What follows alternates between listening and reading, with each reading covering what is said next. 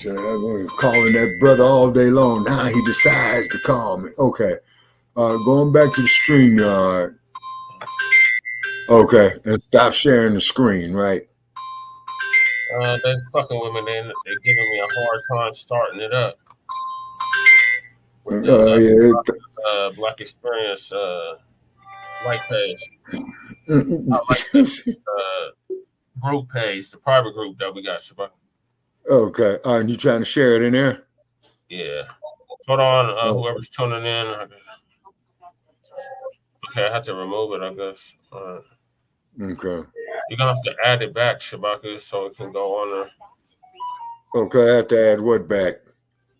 You gotta link it to the group, the page, the group page. Sorry, viewer. Okay, so I got right now. Okay, so what? So I go to present, right? Yes. Hit share screen. No, not present. Yeah, we're live right now, ladies. Hey, no, not present, Shabaka. Okay, what do I hit now? You gotta go up to the top where it says where it's streaming at, and hit streamers to. Okay, yeah. Where it says streamers to your audience, right? Yes. Oh, select destinations. Okay. All right. I'm sorry. I got to do the whole tutorial on StreamYard with Shabaka, but we're going to hit the clips now. Thank y'all for being patient with us. Okay.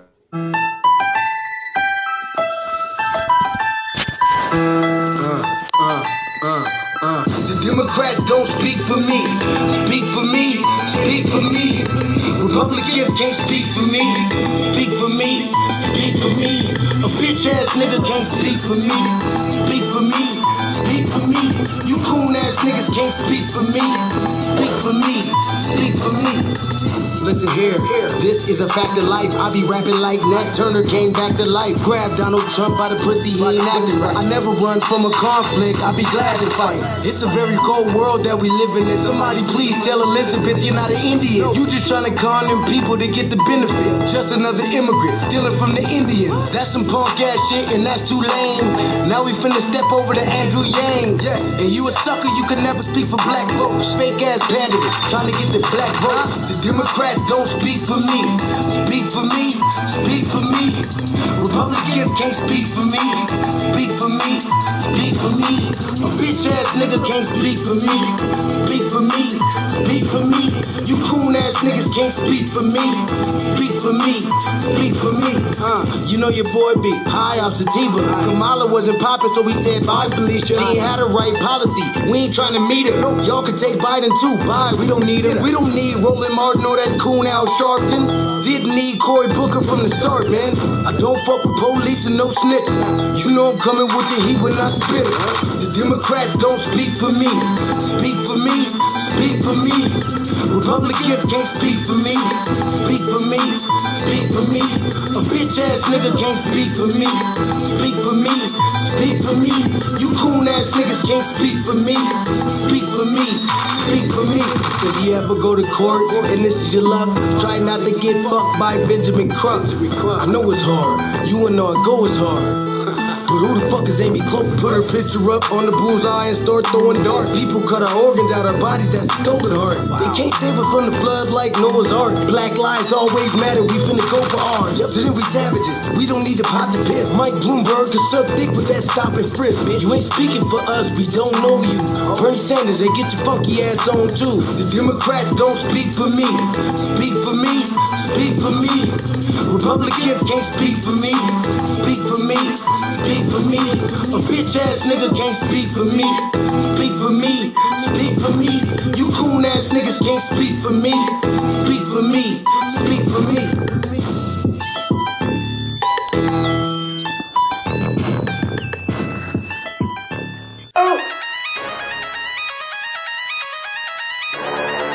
I'm talking about shout it going crazy. People going crazy in these motherfuckers.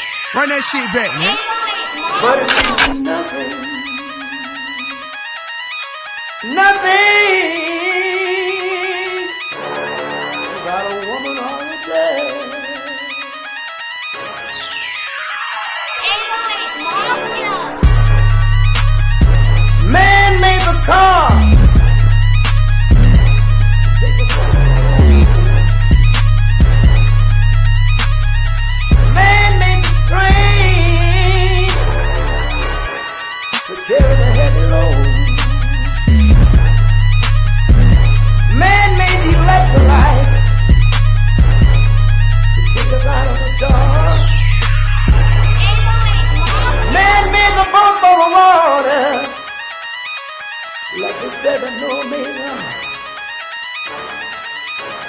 Man thinks about a little bit of baby girl and a baby boy.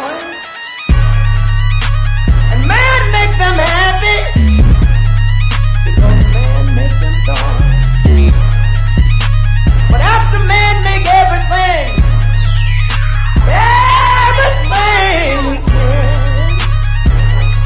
do you know that man makes money?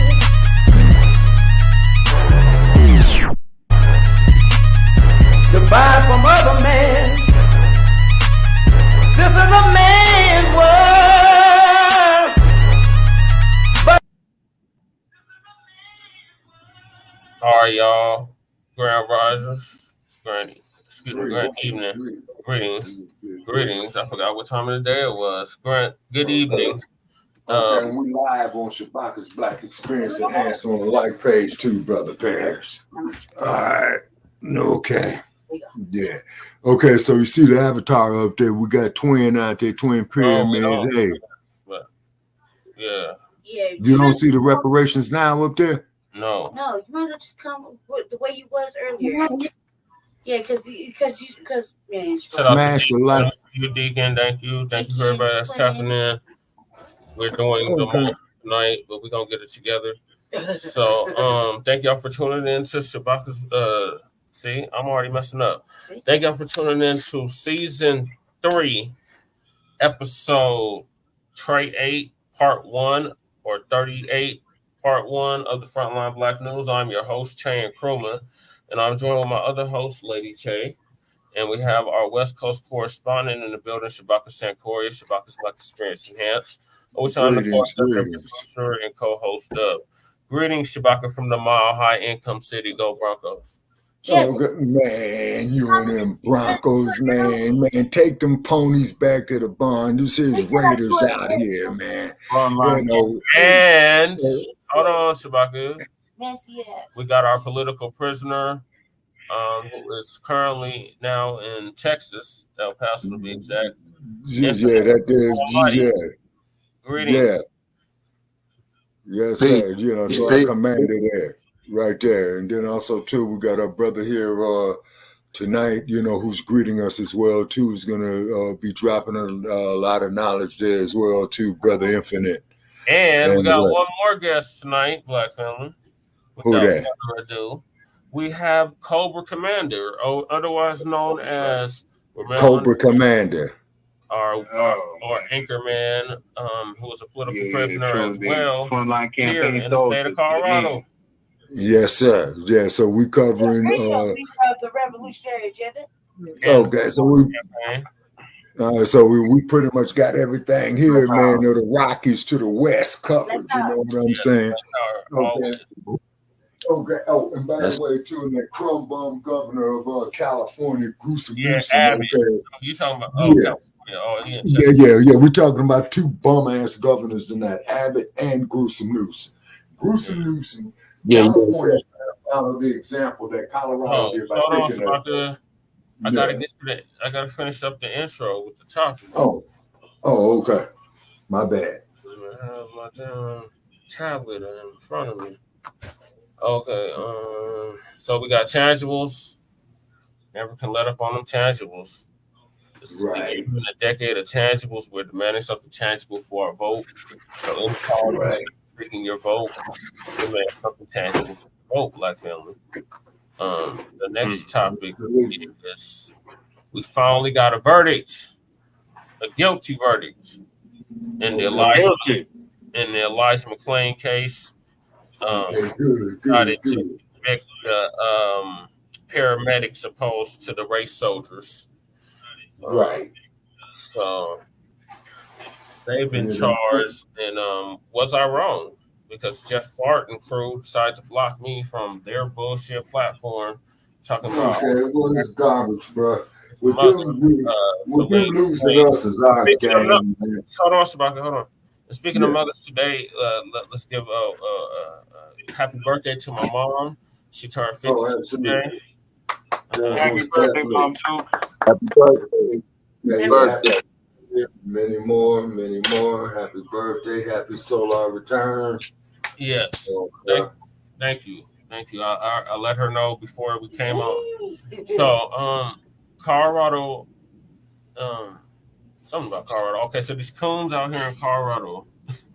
Right. I just say that I was attacking Celine McClain, who is Elijah McClain's mother. Mind you, I know his grandmother. She lives in my father's building. And she's a really nice lady, but her daughter is a coon, a big old raccoon. And anybody associated with Jeff Farr, Roly Poly, any of them other Democratic shills, is bad news. So they had asked this coon mammy why she was throwing her fist up. You know what she said?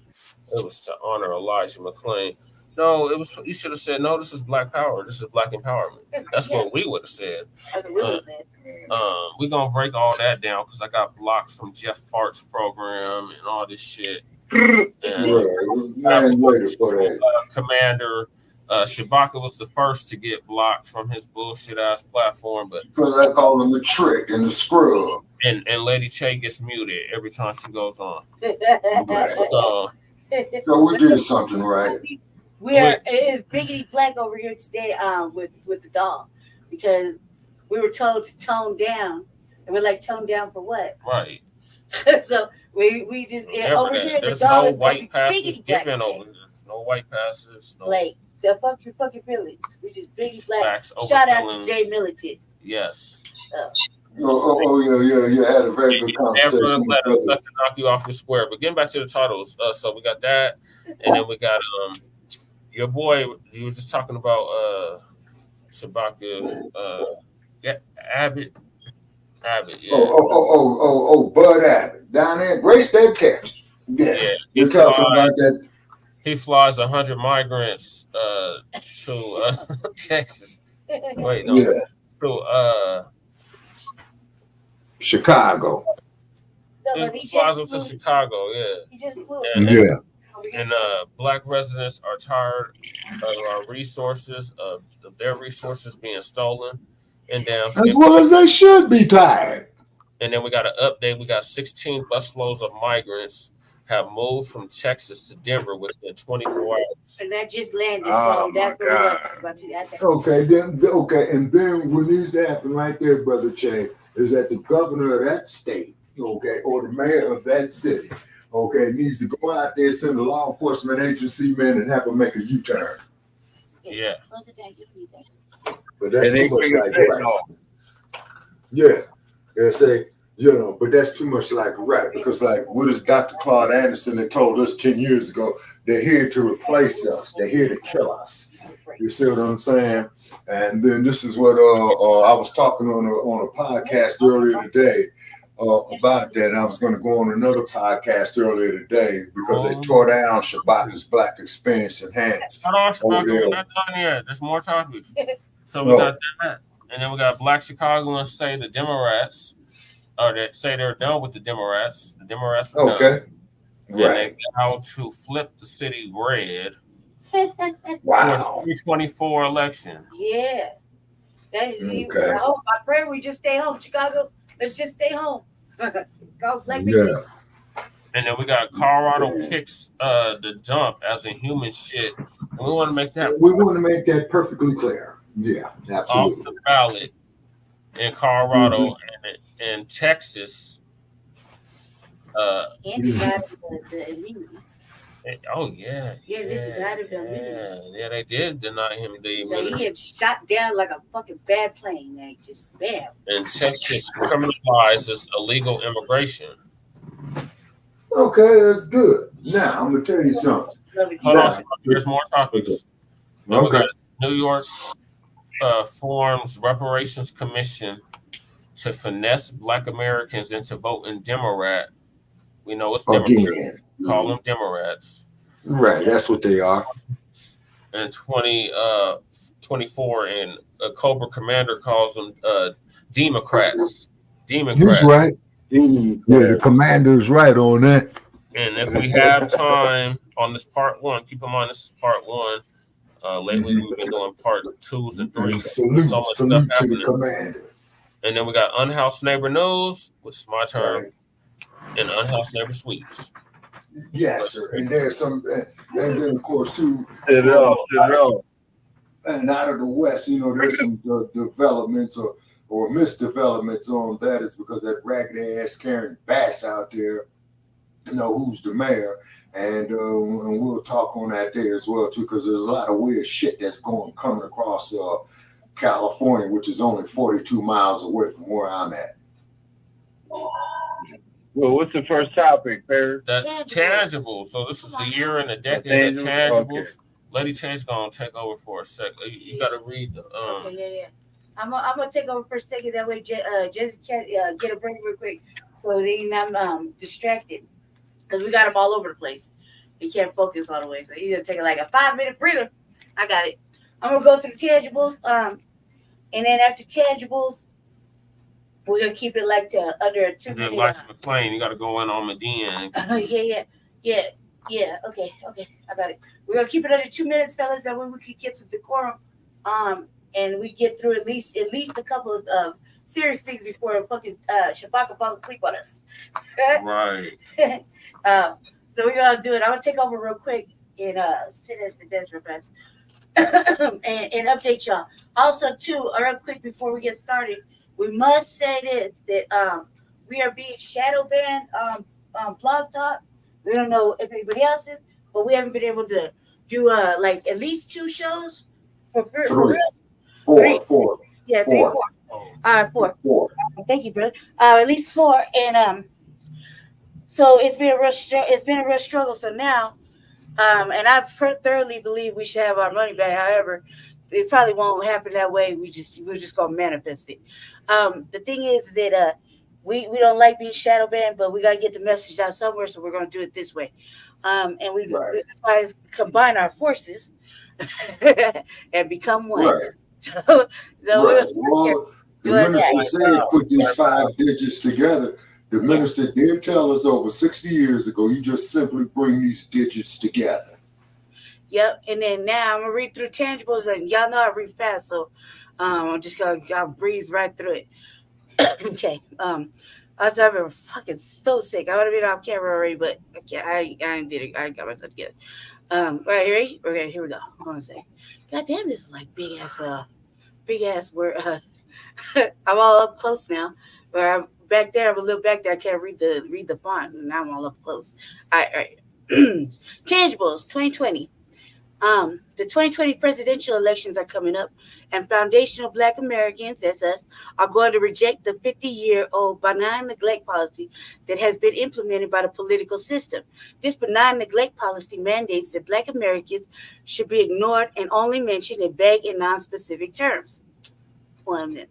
Lumping foundational Black Americans into groups with minorities, immigrants, people of color, etc., has only hindered the progress of Black Americans as a group, while providing tangible benefits for other groups. In this election cycle, Black Americans are going to insist that our needs are specifically met by politicians who are seeking our vote. Foundational Black Americans want tangible benefits, especially right now, specifically for us. We do not want trickle-down secondary benefits that are provided for every group. Every group has not been systematically marginalized and disenfranchised in every area of society as foundational Black Americans. So we refuse to be lumped in with groups who often assist in the exploitation, disenfranchisement, of Black Americans. So politicians must offer tangibles, specifically to foundational Black Americans, or we simply will not vote for them. Be sure to spread this message far and wide on social media using the hashtag tangibles 2020. Now we in 2023, we still banging that drum. It's still hashtag tangibles 2023, and in a few days it's gonna be hashtag tangible 2024. And we're not done till we get what we accomplished, which is cut that check. Right. And no right more now. Studies. You know, cash payments, lineage based, with all that good shit that the Black agenda is really about. And if you follow the New Black Media, then you know what we're talking about. If not, we ain't got time Black Imperial Army. Yeah, we ain't got time to keep trying to drag people to the water of liberation. So let's stop right there. Thoughts, brothers, real quick. I'll let the commander go first, and then let our guests go, and then me and Brother Paris come in on the tail end. Okay, go ahead. Commander. I think you tapped yes, everything. Black Imperial Army has arrived. I want my tangibles right now. I want it in the box. I want 50 million in the box right now. Federal Express to me. Don't play no games. I don't want the American dream. I don't want the American scheme. I just want American green. You know what I mean? Right. You know, I want them blue bills all day, every day, for the rest of my life. I want a swimming pool in my backyard. I want a Lamborghini that y'all paid for. You heard? And that's my word. Right. Absolutely. Absolutely. Okay, I'll let him in. I got him. Let our guest in, and let Infinite come on in. Infinite, are you in the studio, right, brother? Okay, there you go. Go ahead, brother. What do you think about tangibles? What I just read. What's your thoughts on that? Brother Infinite, can you hear me? Me. Yes, sir. Can you hear me? I can hear you. Me. What are your thoughts, brother? Tangibles. Oh, you coming in? You coming in? Well, I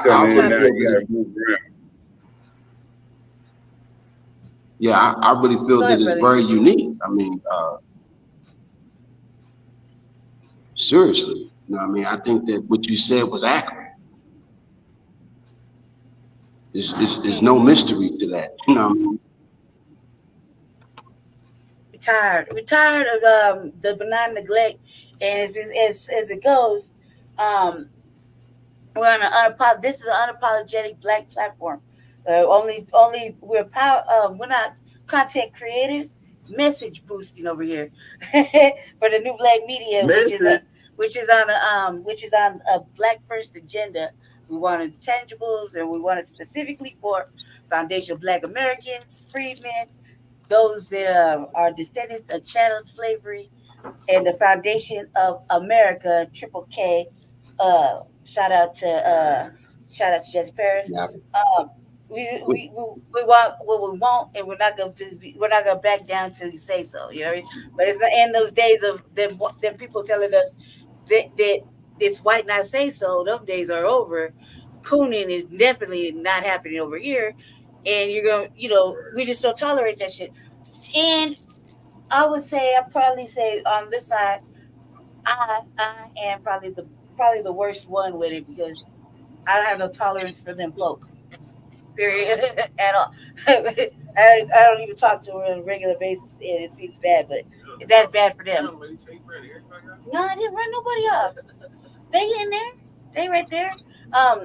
Just look at don't mind the numbers. That's shadow banning. What I was gonna say is, it's a serious message that the new Black media has instilled, and we got to stay on it. And we can't just keep wishy-washy, throwing ourselves into the alignment of agreeing with Democrats or Republicans who don't got Black people in mind. So right. That. Go ahead, Ramel, you're next, and then Jesse, and then Shabaka, and that's it. I'm just here. Go ahead. Okay. It's on me? Yeah, go ahead, Cobra Commander. Okay. Yeah, check this out. You know what I'm saying? Okay, so we're talking about the tangibles still, right?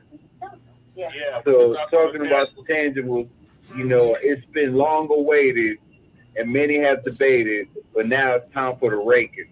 See what I'm saying? I'm trying to rake me some money, man. They need to cash the check. They got the money. Yeah, they paying Ukraine. Listen, they're paying Ukraine. All these other motherfuckers. Right. The Jews got the motherfucking master lot. You know what I mean? Right. They got the safe. Time to open that bitch up. I want the combination right now. You know what I'm saying? That's right. The head. You know what time it is. We need that cash real fast. You know what I'm saying? Yes, I don't want no excuses. I don't want to hear no reasoning. Time is up. You know what I mean? They doing it for the natives. My man Infinite told me that half the state of motherfucking Oklahoma is owned by the natives. How the fuck? You know what I'm saying? It is. I've been through there, Mel. It is. Cause Choctaw, the native Cherokee.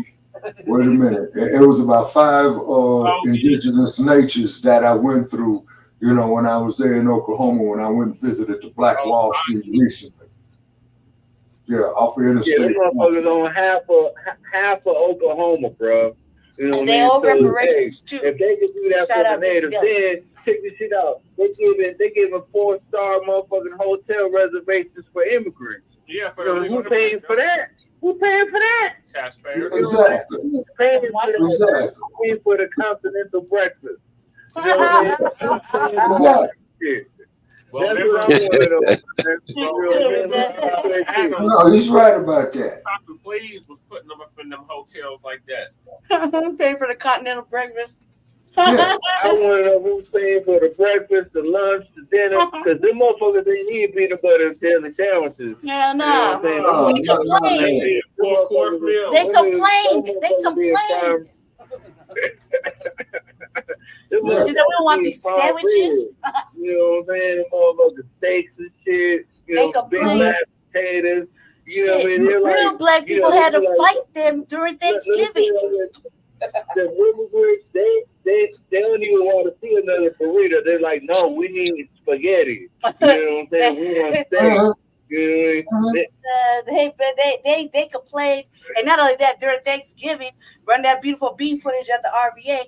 They was like they were fighting. Brothers were fighting to get an actual meal with these immigrants. They took over everything. They wouldn't even feed the black people in New York, and they were like, "Oh, we got to take care of stuff." Okay, and see, this is the part, Lady Che, that pisses me off about these ass scratching, chicken pecking, no good black ass politicians. Yeah, the branding trick, you know what I mean? Is that they're so concerned, worried about everybody else. See, this is what the hell we mean, man. We're not gonna be marginalized like that. You get these black ass politicians like Karen Bass and them out there in Los Angeles serves every other motherfucker's cause, and then don't want to do shit for ours. Well, we gotta be all inclusive and all that. And that's why the damn congressional black caucus is Hey Jay, I'm Jay Milliken. Welcome to Jay Milliken. Appreciate it. Speaking of Jay Milliken. Yeah, fuck them motherfuckers, Jay. We biggity black over here. That's like I said yesterday. I'm gonna go on my show and be extra biggity black over here. Because they want us to tone down. All right, I'm a guest over there, but you ain't gonna tell me to tone down over shit over here. Like just because they and their white fragilities don't mean I gotta tone down for shit. For shit. Like it's real shit. Why don't y'all tone it down? Y'all always try to correct us and shit. But those days is over. Over, brother. Over. Yeah, greetings to Jay Milliken out there on the west. Out there by the gold. Oh shit, what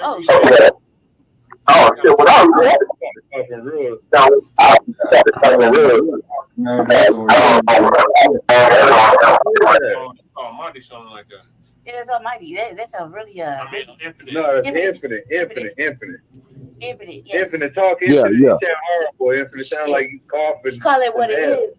I'm a black nationalist. Extreme racist. I'm a black nationalist. We're black nationalists. Black nationalists. Black people can't be racist. And we can't be extreme. We just got to be real. Exactly, because you're in no political position. We I'm listening. We're going to get some good black trouble over yours, boss. And then keep in mind. I'm glad to inform you. Yeah, he cried that little pretend white tears over there. And then keep in mind is that we are in no position economically or politically to implement any type of racism. We don't control no police department. We don't run fucking banks. We don't run no major corporations like Silicon Valley.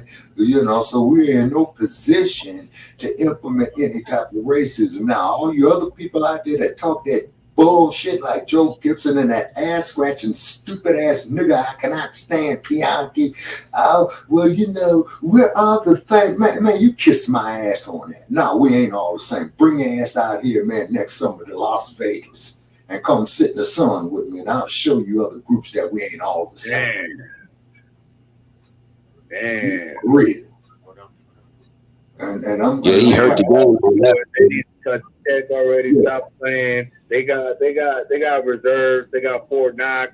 They got property. You know what I'm saying? Yeah. If you own the government, you got to liquidate some funds. That's what they need to do. If they ain't got the cash, they need to liquidate some shit. Yeah, exactly. And then keep in mind taxes something.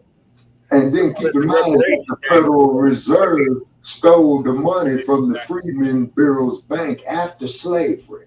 You see what I'm saying? When we had the Freedmen's Bureau Bank, the Federal Reserve came and hijacked that money. You see? And then keep in mind, and then keep in mind, you know what old Frogface said down there, 60 years ago, segregation yesterday, segregation today, segregation tomorrow. Old Frogface, the governor of Alabama. Who is Frogface? George Wallace. Oh. I was like, they gotta be ugly motherfucker for real. Frogface? Oh, yeah, man. You pull him up, man. His face looked just like a frog. That's why I call him Frogface. And they rested piss, because he's down there. Rest in piss and sleeping shit. Yeah, absolutely. And then, of course, remember the little baby Ruby Ridges down there. Little, kindergarten girl, going there to school, had National Guard protection. They talking about killing that little baby. You know what I'm saying? Well, that's what ticked me off. And then not to forget the black girls that was bombed in 1963 in September down there. The 4 little girls. And I think Spike Lee had made a movie called The 4 Little Girls dealing with just that. You see what I mean? Infinite still on the line? Yeah. I'm just sitting in the Yeah, I'm still here. Finish something, brother. I ain't going nowhere. What are your thoughts on the tangibles, Infinite? Man, the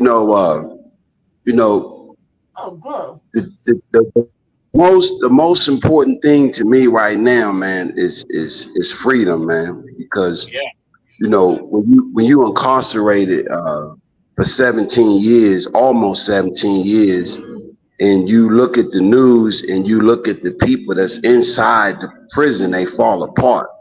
They don't stand on their square. And the people who don't stand on their square, they fall victim, you know what I mean? And what I mean by that, they fall victim to the K2.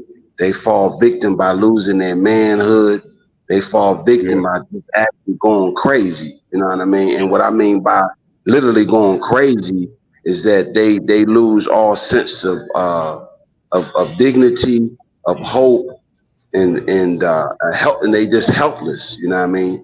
When I worked in the infirmary, it was a lot of people that would come through the infirmary, and I would actually see how the nurses and the LVNs operate, and I used to examine that and look at the whole story behind it, and it was just pathetic, man.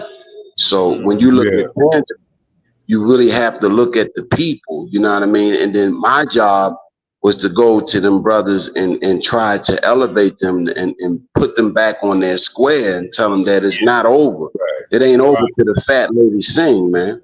That's right. And I use that theory, you know what I mean? And I helped out a lot of people, but some of them that you just can't save because they fell too deep. They in that hole and they want to stay in that hole. So that's very, very critical. And that's something that I'm gonna put forth in my book, you know what I mean? So, I love this show. I'm sorry? I was just agreeing with you. Go ahead. Yeah, I said I love this show because it's so plain and it's so thorough and it's up to date, you know what I mean? Because as I sit here and I watch the news, and even in El Paso, they pull them brothers out of cars and they killing them. You know what I mean? They actually the cops supposedly been found. They've been indicted. You know what I mean? So we seeing justice fall in part in America, man. and I'm glad to be. I'm sorry. It's time for a reckoning. Yeah. It's crazy, man. You know, to be here. To your point, Infinite. Dr. Neely Fuller Jr. says that us that's on the outs, we're under confinement as well. When you go to prison or jail, you just go to a greater form of confinement. But yeah, it's all racism and white supremacy at the end of the day. It's got to be changed. It's got to be changed. It's got to be restored to a system of justice, which guarantees that nobody is mistreated by the color of their skin, and those that need the most constructive help get it in a constructive manner in all 9 areas of human activity. May I ask a question? Sure. To you and Cobra Commander over there. Let me ask a question. It's a debate I'm having out here on my cousin's side of things. Would you consider that prison and where Cobra Commander is as a form of modern day slavery, like the public school system and like all the systemic shit that we got to go through?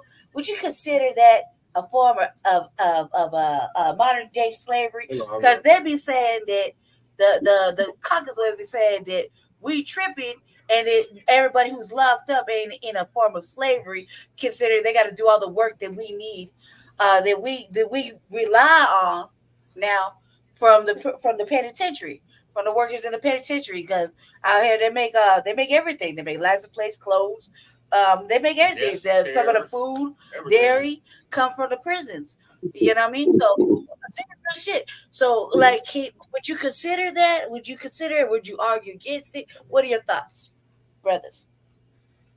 Okay, well, the first thing I'll get it off, Anthony. You start it off. Hold on, Shabaka. Yeah. Well, you know, me personally, man, you know, the whole time that I've been in TDCJ, you know.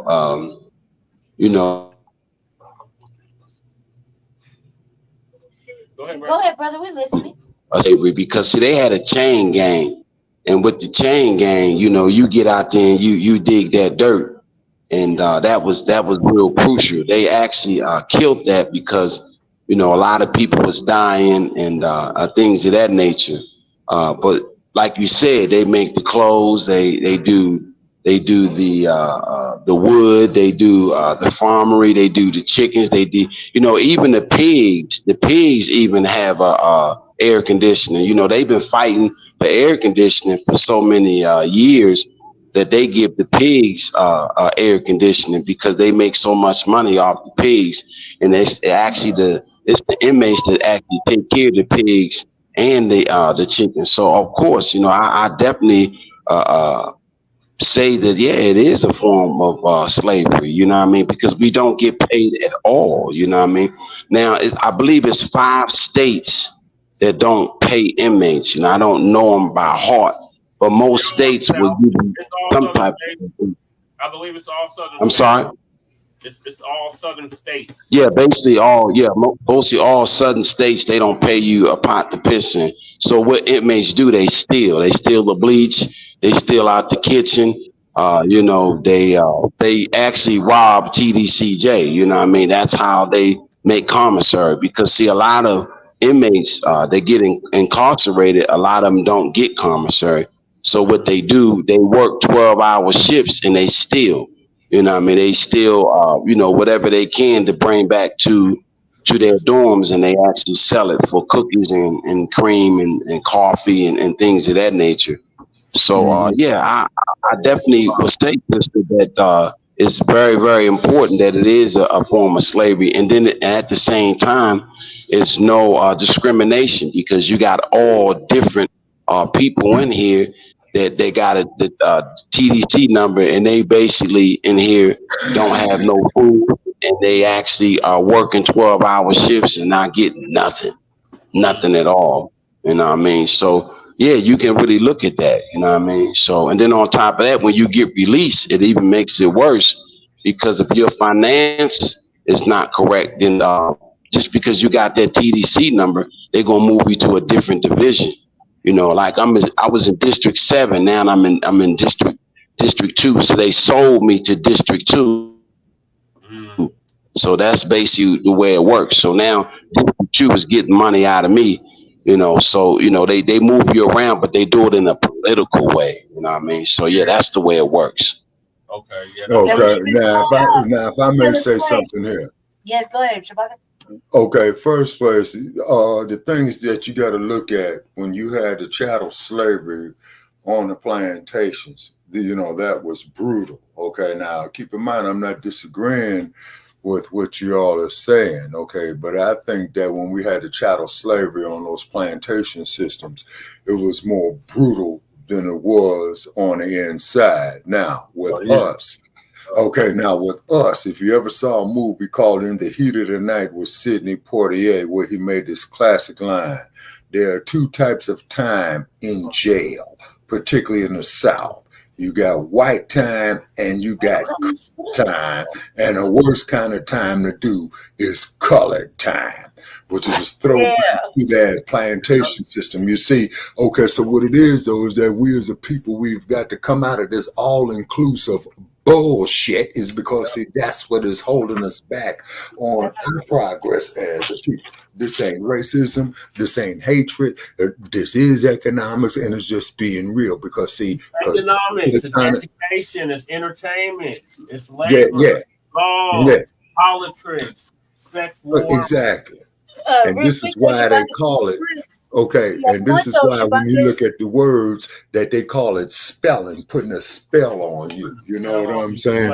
So I definitely agree, you know, what these two brothers is talking about. But like I said, I'm not concerned about the Caucasoid. I could care less what he go through.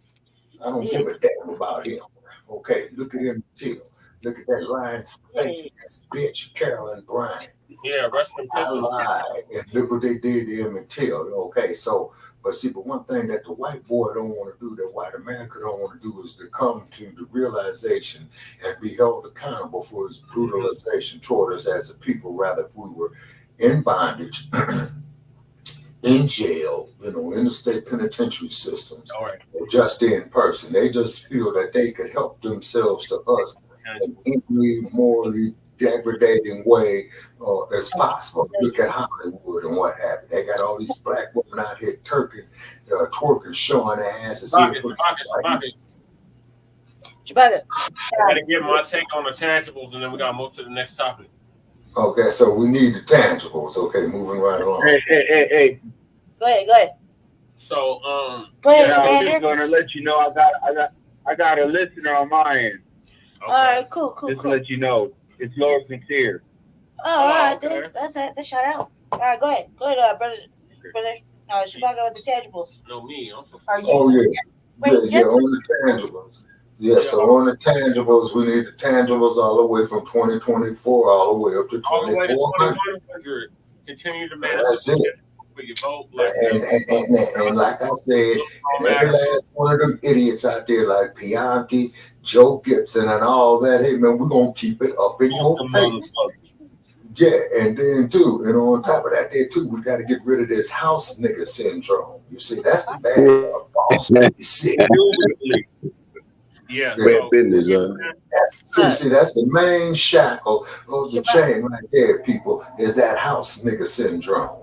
All right, Shabaka, we gonna just go ahead with Jesse, and then we're gonna move into the thing. We gotta keep it short because we got the guests and topics. Right. Keep it moving. Go ahead, Jesse. Go ahead, Jesse, real quick.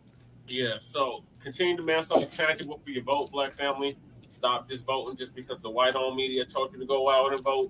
Vote because you have an agenda and a cause, and that agenda is reparations in the form of direct cash payments of $100 trillion for past, present, and future atrocities that have been brought against our people and continue to be brought against our people in 2023, going into 2024, all the way up to 2100. And also an anti-Black hate crime bill. We are still the #1 victims of hate crimes in this country, and everybody else and everything else gets protected but us. How the hell is the ego more protected than us? And we are the foundation of this country. Hence why we are the foundation of Black Americans. So don't fall for the okie doke, Black family. The Democrats are in desperation mode. They want to keep us on the Democratic plantation, and we're not there. And we haven't been there in quite a long time on Frontline Campaign, Frontline Black News. But the masses of our people have been there. And now they're waking up and realizing, quid pro quo, which is, if I give you my vote, I demand something tangible in return. So we've been beating the drum on that for the past 4 years, and we're going to continue beating the drum on that all the way up to 2100. So any petition coming your way, talking about you need to vote for me, you need to vote for me, demand something tangible for your vote. And on a side note, since we got the brother in the lockdown right now, there's certain states where you can vote, and our state is one of the states where you can vote, and that's Colorado. And felons can vote in the state of Colorado. Why are you inside? Okay, yeah. Now in the state of California, okay, Paris for mayor. All right, wait. Yes. Hey, that's over with. Man, come on. I'm gonna start this show real quick. We'll start the show. We're gonna write him in for president. We're gonna start the show, okay? Okay. Now, also too, I want to say here in California, if you're incarcerated, you cannot vote while you're incarcerated, but you can vote, just as long as you're not on parole. All right. Okay, real quick. I forgot. I'm sorry. The show. We're gonna start the show. We on our kids. Okay, so I gotta read it. It's called for Lisa Cabrera. Shout out to Lisa Cabrera. All right, Jesse. All right, my fault. Hold on 1 second. My fault. Exit caravan. Exit. Okay. Where'd you put it? Well, where? You starting all the way down here? Okay, so you go down like this, yeah? All right, bet. Say less. After 2 full days of deliberation and facing a holiday weekend, the jury considering the fate of the paramedics in the death of Elijah McClain appears no closer to a decision, and the judge today told them to keep at it. Denver 7's Danielle Kreuter is live outside the Adams County Courthouse. Danielle, there was some indication there may be a split in this jury. Yeah, the biggest development today is several jurors telling the judge they feel hopeless. Jesus fucking Christ, Jesse! All right, we're giving an update to Elijah McClain. This is the final piece of this 4-year dramatic ass trial. And keep in mind, the mama already took the $15 million. I gotta say that was years back. Now we done went through the police getting charged, and a lot of things that happened in this last portion of the case, where a lot of contradictory shit had went on, and it found out that the paramedics actually had something to do with it and killed him. So, and it wasn't ketamine that actually killed him, and he wasn't on his whatever they were trying to diagnose the situation with, that they had to kill him. So hysteria. It wasn't that either. So now I'm just gonna run the actual final results, and then they just gave it to him. They just filed it. Look, break down the criminal charges against paramedics. It's the breakdown, and then you can pull the verdict. You got the verdict in there? I got the video on my face. Yeah, well, we're not gonna do that. We got okay. Anywho, so this is the breakdown of what they're being charged with. Everybody, so now you have a little context. There was a big fucking thing when Elijah McClain got killed. We were the whole city park. It happened a year before George Floyd. And so I mean, we shut down shit. Sweeping under the rug. We weren't having it. And so when we say the mama a coon, there's the mama a coon. But that shit is not that she when she took the money, she took the settlement money. That was it. That to me, that was what did it. Because that was like, forget, please don't turn up, like that kind of shit. You settled, you forgot, and then we had a fight to get these people up here to go to trial because they did something wrong. You killed him. He was just a boy, But we're gonna carry on. We'll break it down. Deadlocked in their deliberations. Right now, it's not clear what charges or even which defendants the jury may be split on, but the judge reminding them it is their duty to come to a verdict, and they need to use the evidence and the facts to make a decision. So those jurors are still in deliberation right now at this hour. Meanwhile, I spoke to 2 legal experts today, not directly connected to this case, but they shared their perspective on what jurors are having to consider tonight. It struck me as a very important case. I'm very concerned about police use of force, especially against people of color. And so I've been following it for that reason. DU Law Associate Professor Ian Farrell has been following the trials connected to Elijah McClain's death closely. Now, the final criminal trial is focusing on the paramedic who responded that night, both facing charges of reckless manslaughter and criminally negligent homicide. In order to be guilty of reckless manslaughter, the prosecution has to prove beyond reasonable doubt essentially 2 things. One is that the defendants caused the death of Mr. McClain, and the other is that when they did so, they acted with the mental state of recklessness. Reckless, meaning to be aware of an unjustifiable risk that someone will die, but moving forward anyway. The standard is lower for criminally negligent homicide. They merely need to show that they should have been aware. And the way that's framed is, would a reasonable paramedic in the circumstances have realized that this would put Mr. McClain at an unjustifiable risk of death? Former prosecutor turned criminal defense attorney Jim Stanley says to prove that medical professionals ignored a substantial risk is a hurdle for the prosecution. That's a hard thing to prove. I mean, these are professionals. That's what they have to establish. An unjustified risk. See, there's another adjective there. There's a risk, and we all know, everybody knows, in the medical treatment, there's always a risk. For both charges, the alleged overdose of ketamine given to McClain by paramedics that night does not need to be the only thing that killed him. With no verdict heading into a long holiday weekend, it's something attorneys could be concerned about. The defense would not want to schedule a trial where there's going to be any pressure on the jury to make a decision too quickly. So holiday coming up, to get 12 people to agree on something that this magnitude is huge, and it takes time. And you don't want just, okay, we got it, let's get this done. Of course, anything is still possible tonight with those jurors back in deliberation. If they don't come to a verdict tonight, they will be back in court deliberating on Tuesday after the holiday. Reporting live in Adams County, I'm Danielle Kreuter, Denver 7. I already got it in there. All right, don't say that the watch it. Going now on what could happen to the defendants regarding their jobs following a verdict. Both Cooper and Chicouniac are Aurora City workers and therefore fall under the... Hold on, say back to check.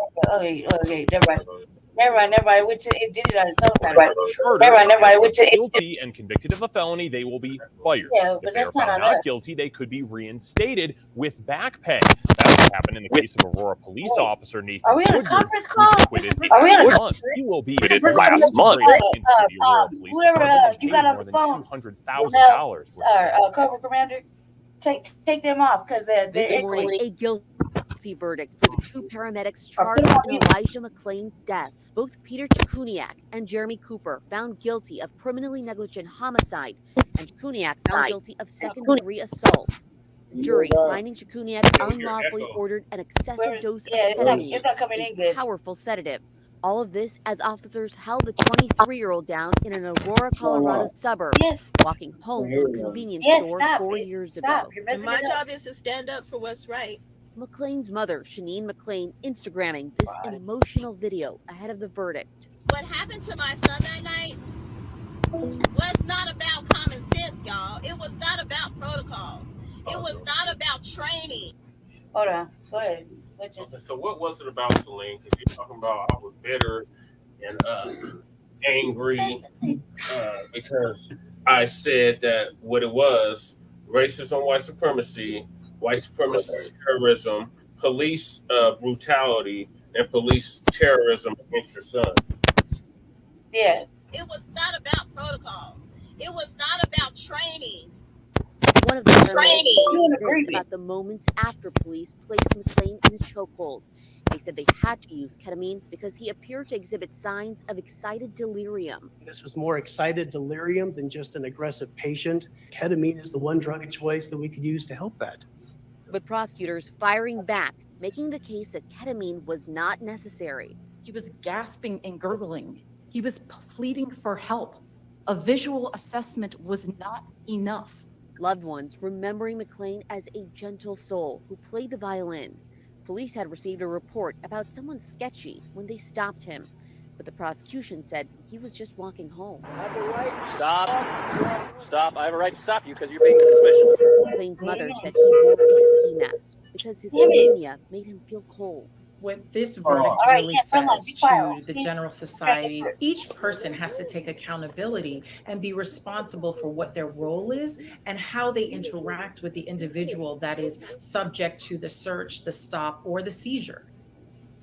And you saw those two police officers in the video with McClain. Well, one of those officers was found guilty in this case and he lost his job. The other one was acquitted and returned to work. Oh, fuck him. As for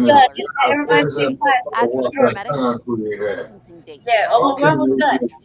Where is he walking? Hold on, Chicago. Hold on. We almost done. Let us get through the two victims, and then we'll give our reaction.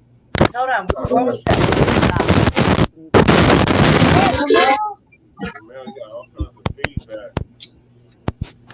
Hey, y'all messing my shit up. The Attorney General is going to give brief remarks. We have the rules of professional conduct, which do not allow for questions afterwards until after sentencing. So we'll give remarks today. We'll put out a statement afterwards. Bill Weiser.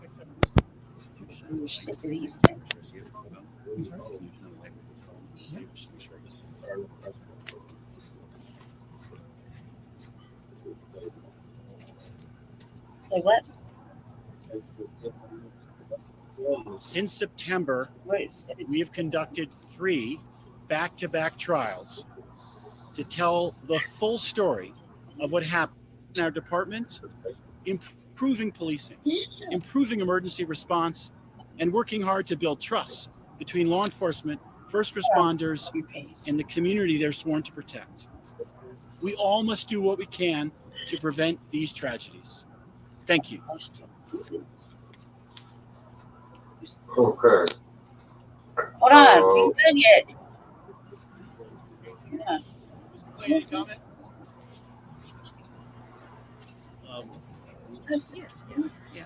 You go. Okay. You go.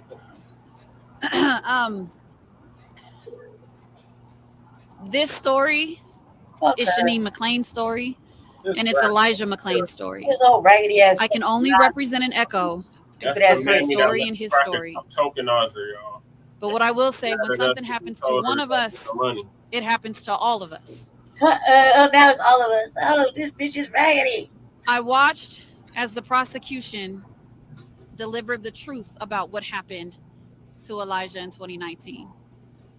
The truth is now real, and it is available for the people. It took 5 years down here for this. I heard every side of this say that Elijah should still be with us. Elijah still being here with his mother is justice.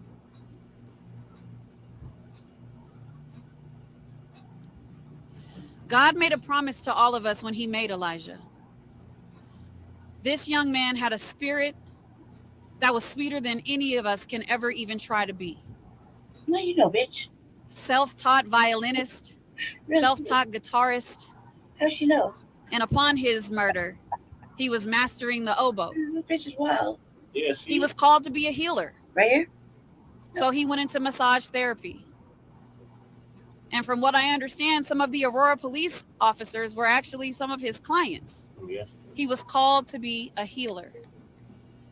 Oh, from what you understand. Randy Rodema, Jason Rosenblatt, weird ass Jeremy Cooper, Nathan Woodyard, Peter Chicouniac denied all of us the promise that God made to us when he made Elijah. They denied that promise to us. And the Attorney General said that the truth was told, this story was told, but there is a part of this story that we'll never know. We'll never know Elijah as the father. We'll never know Elijah as the husband. We don't get that story. So we are still seeking justice. The algorithm of justice are charges, arrest, conviction, and sentencing. Thankfully, in this case, the algorithm continues, but we do not know justice until we see sentencing. So, Judge Warner, you now have a responsibility. We are still seeking justice. And as this truth was told to the people, you have a part of this story that now you have to finish. Will there be justice? Hey, where the cheers at, though? Where the cheers at? Elijah is gone, but he is never forgotten. He has left a legacy for Where's me, for you, for everyone. And for those that are not able to see that an injustice was done, my heart hurts for you because an injustice was done. This bitch, she thinks y'all. And if you are disrupted by the justice that has been now, by the result of this trial, if you are disrupted by that, I will just say that I love you more than you hate yourself. Because a loss of life in this way slap yourself 3 times should disrupt all of us. That's the shit Shabaka was talking about, right? And as adamant as Shanine McClain is for justice for her son, you should share in that sentiment with her. Did she share that 50? You are invited to share in that sentiment with her. Thank you for the money. His name was and always will be Elijah McClain. We love you, Elijah McClain. All right, if I may go on and talk, of course. That fist was not held for anyone except for Elijah. Oh, why she got the black fist? So that fist was representative that we love you, Elijah McClain. Oh, this bitch. That's why he had a fist in the air. Is it? Okay. That fist was not held for anyone except for Elijah. So that fist was representative that we love you, Elijah McClain. We see you, Elijah McClain. We will always and forever call the name Elijah McClain. She got a shirt on that says "Shift the culture," but she's like, "Are you serious? Like, stop it." Yeah, her talking about the mammy culture.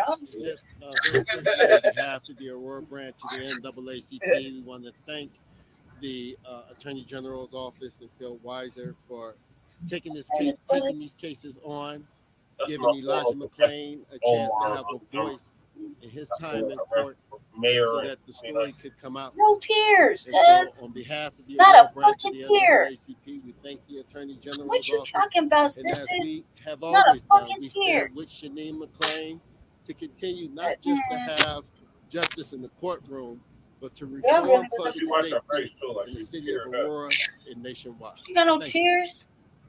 But she wiped her face, baby. Like I know. But you're really doing something, man. Okay.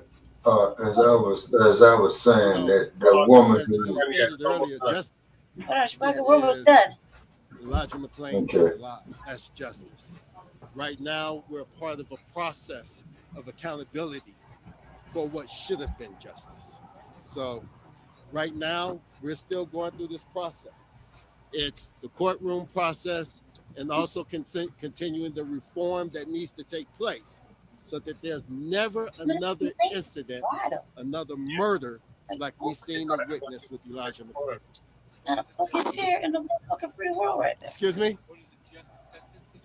I don't want to get into sentencing or things of this nature. March 1st is the sentencing date, and we'll find out what happens. Motherfucking ass.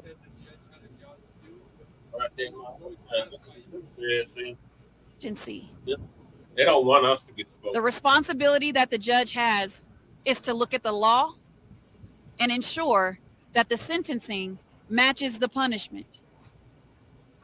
The deliberation that he needs to go through, I wish him through it with diligence, with humanity, with honor. And this is now his legacy that he will be able to inscribe in history. So my expectancy is that we have a judge that represents humanity and that represents the laws that are supposed to be designed to protect all of us. Cause no that is my fucking way. expectancy. Like, are you serious? You should not at one point did anybody mention the fact that he's black. He got killed by white people. Right. Like nobody said anything like that. I'm a woman of faith, so I'll always hold faith.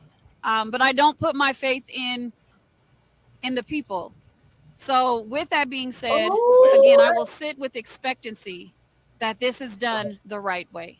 Damn. All right. I don't want to be disappointed. If anything happens, you don't worry about the people that come for you. Then. Right. But the law. Janine McClain. Oh, dumbass. She's ready to go. Thank you all. Thank you all for the platform, for the opportunity. Never forget his name. Elijah McClain. Yeah, you don't speak for us. You don't speak for us. Okay, first And was you, if there I you may have say. it, ladies. That is the enemy to our people. Now, once did you mention anything about being black? Family and fellow soldiers, I'm the professor, and this. Taking over. Nothing even about police brutality. Nothing about police brutality. And she said she don't have faith in the people. We the people. She don't have faith in the people, and she hopes that the law do its job. Whatever the fuck it is that say, why do we say so? They go. You know how the do. Come on now. So if something bad should happen, God forbid, the people ain't gonna show up. People are not gonna show up, huh? Okay, go ahead, Chewbacca. What was you gonna say? Okay, that there was the most piss poor ass excuse of acting that I saw. That raggedy ass bitch needs to go suck a dog's dick on that prefab shit. Them sons of bitches that murdered that man should be facing a goddamn death penalty. They knew what the fuck they was doing. Just like with that asshole Derek Chauvin knew what the fuck he was doing when he had his knee on that man's neck. Okay, see, they kill us with this shit. They had this country and its ethos, which is a group psychology, has no regard for black lives whatsoever. I mean, Mr. McClain, the man was a violin player. He was a musician. And based on the evidence that I've seen here on this case and of this man, he was a man of character.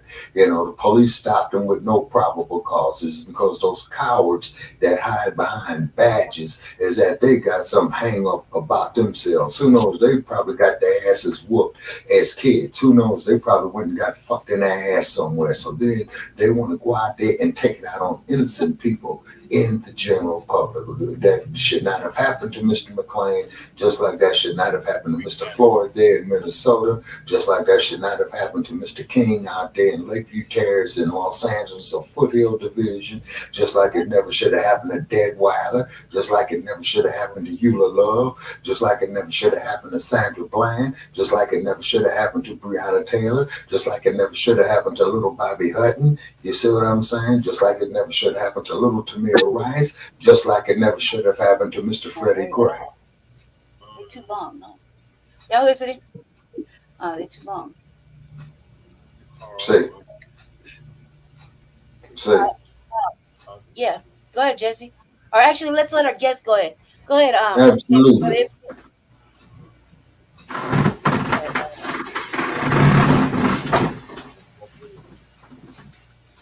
Mr. Infinite, is Mr. Infinite still with us? Yes. Yeah, I'm still with you. Yes, sir. Yeah. Okay. So, what is your feedback on that there, sir? What Lady Che and Brother Che just presented right there in regard to the murder of Mr. Elijah McClain.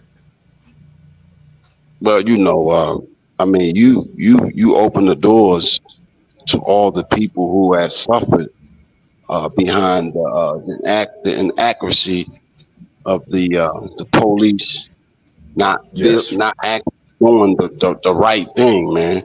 The young man was actually walking, you know what I mean, and he explained to them, what to do, man, and their argument or their situation that they approached that man, it's heartbreaking, man, and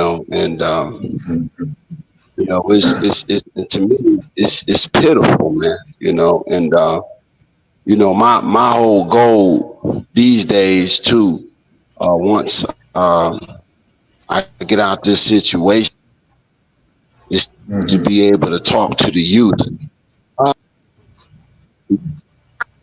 Right.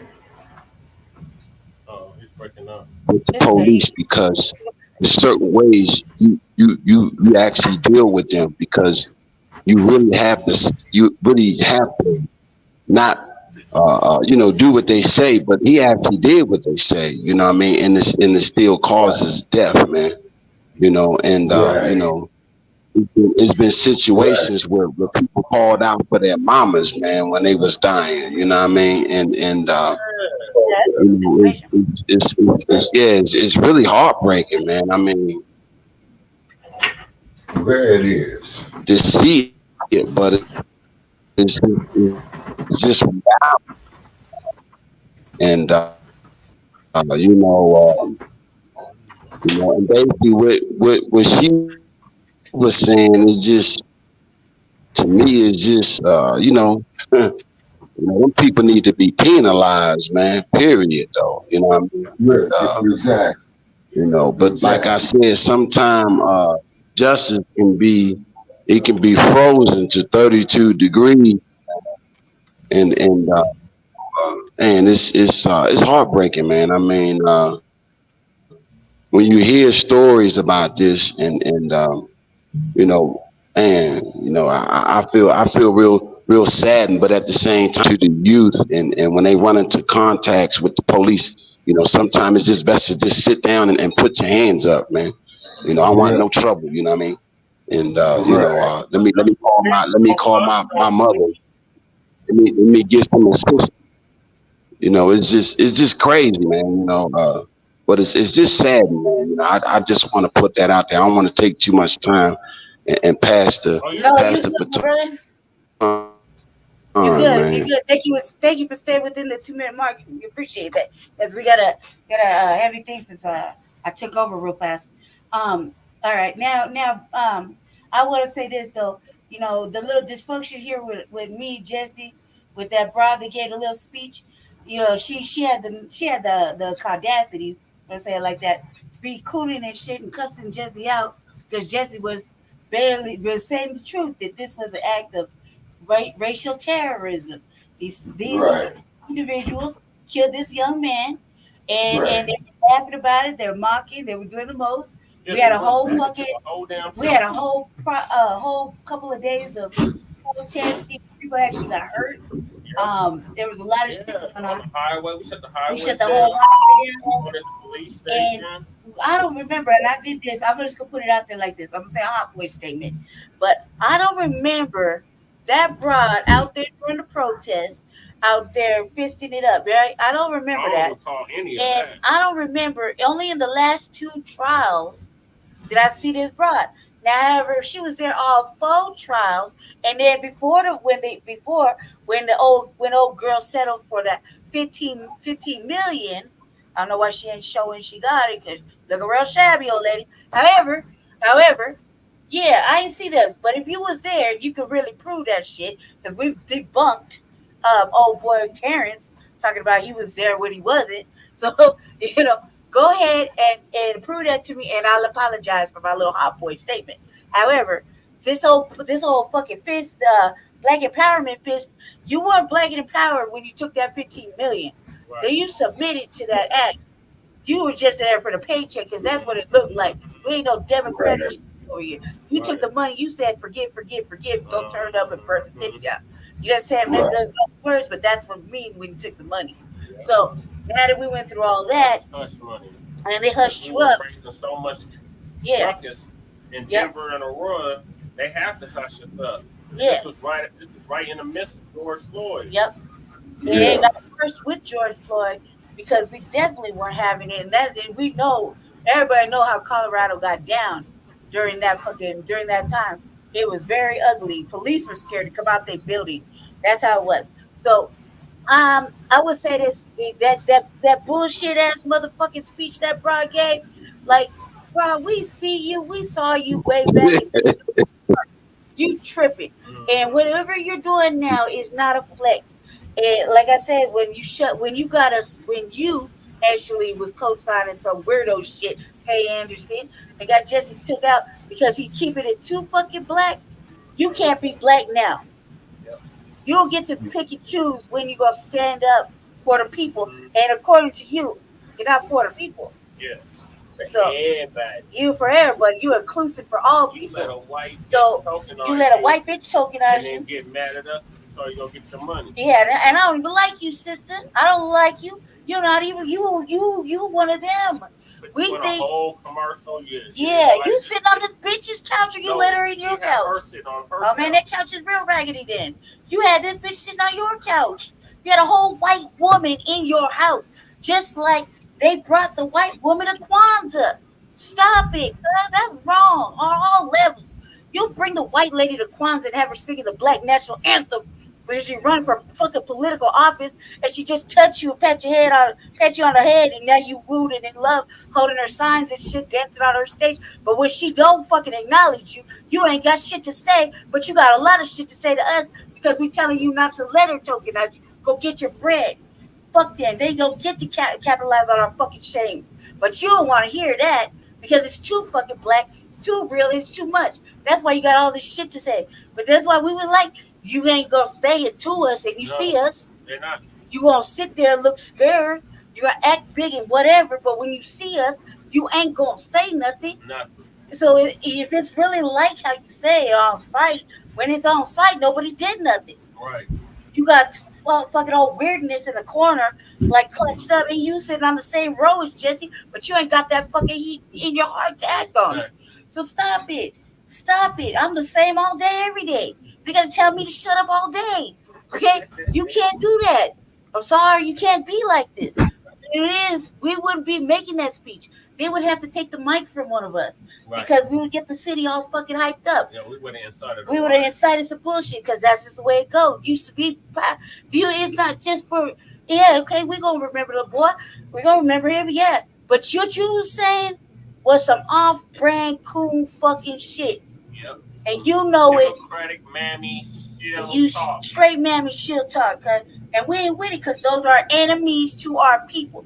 When you sign up for the fucking plantation and white supremacy, and you do the acts of the fucking blue-eyed devil, you with them. You with them, and you can't accept it. Sorry, you a little too old to change. You ain't gonna change because you're sitting next to the main motherfucking enemy to our people. A black man who is an enemy to our people. He can't decide one day if he's in power or riding the white pony to fucking whatever. Okay? So fuck that and fuck you, and that's what it is. And you know where it comes if you got the problem. But I'm just saying it. I'm just saying to you, you wrong. We don't see you at Kwanzaa, bitch. We're gonna see you at Kwanzaa. You'll be doing. You ain't got no rhythm, and you ain't too straight. Stop it. You all look at me like you looked at me last time, banging my own drum because they won't let me up there to play on the African drums because of my light skin. But this light skin is still darker than you. Stop it. Stop it. You do this all day. Like I said, Lady Che, in regard to all that, just had these brain dead motherfuckers go look at a film called Band of Angels right there. 1957, starring Clark Gable in it, and that there was settle all that shit right there. Go see a movie called Band of Angels. You know what I mean? See one called The Imitation of Life. You see what I mean? Yeah, yes. And then the part that kills me on this bullshit right here, okay, is that they still had that syndrome of that color schism of the plantation system, right? But look at Malcolm X, look at Hugh Miller, you know what I'm saying? And also still look at Stokely Carmichael. Still look at Frederick Douglass in that time. You know what talks what really shuffles my little feathers is that these fools be like they want to always talk about our ancestors, but our ancestors that gave all this real education for our people were not Cooney. Right. They only want to highlight the ugly sections, but they never really tell the truth that when sometimes we might make a statement that might look like Cooney, but at the end of the day, was you really, when you play the whole speech out, was it really Cooney or was it not? You know what I mean? But we still thought the whole speech. That bitch was cool. Right. Democrats use an enemy for assistance. Yeah. And then on top of it, what the woman should have been saying is they need to have them motherfucking police officers in jail, in the general population, walking the concrete with the rest of them. Oh, well, his life might be. They just gotta enjoy their butter biscuits. Yeah, and don't you know that anytime that you in jail, all those are your life is at risk. I would have said Black Power. Always. I mean, she was just like, it's just for him. It wasn't for him. But excuse me, bitch, that fucking power fist is for black people. Right. It represents the people. What the fuck you talking about? You just basically took us back like fucking 30, 40 fucking generations. Or 30, 40 fucking decades. 3-4 decades. That's what I meant to say. 3-4 decades. You know what I mean? Actually, Lady J took us back 55 years. There you go, 55 years. I meant to say, I was looking at 30, 40 years. I was hyped up, man. No, 55 years. because I'm looking at it that 1968 was 55 years ago, and that is when John Carlos and Tom Smith raised their fist up. And Dr. Carlos, who was a graduate of San Jose State University, right down the street from PayPal headquarters, he stated that he did it in 1968, and given the same circumstances, he would do it again in this Dayton era. Mm-hmm. And they stripped him of his gold medals, him and Thomas Smith. Yep. You see what I mean? Okay, and keep in mind, it takes a lot to make it to the Olympics. It takes even that much more to win a gold medal. Look at what the former heavyweight champion did in 1960 when he got back to Louisville and they wouldn't serve him downtown. He took that damn thing up and threw it in the fucking river. Oh, right. You can go get them to confirm it, but Was I right or wrong? My assessment of the situation. Shit, Jesse, man, you was right because of that. First of all, we're gonna blame anything. This is from me over to the Fard show. Mr. Fard, you old fucking son bitch. Listen, check it out. You went on the word of some old fucking weirdo that ain't got no job anymore. Oh, fucking Tay Anderson. He got a problem. He instigated that shit. He instigated it in the chat. He instigated it on the live, and everybody fucking followed old fucking Meridian or Median or whatever fuck her name is. Right? I know her name. I ain't gonna say it right. She don't get that kind of respect. Whatever the fuck her name is, old cooning ass motherfucking mammy and shit got all that fucking vitriol in her bloodstream. Real live mark. Like, check this out. You went and that ain't even your bitch, cuz that ain't even your wife. You went in there and you fucking, based on what the fuck she said, blocked him out. Well, he came back from Africa now that you're black again. He came back from Africa, right? Then you want to go and act like you miss Jesse over there bringing up some old shit. No, Jesse can't comment on it. So you bringing up shit that really, would incite Jesse to get a little excited in your chat room just shows us that he was right and you miss him. You just don't want to say nothing. And everybody who's talking about it and addressing, these are for the people that are in their feelings about this. Yeah, goddamn right. Why? Because we actually cared enough to stand up and go protest, stand behind some shit, only to get shat on when you took the money. That right there was made us black folk over here like, why do we even protest?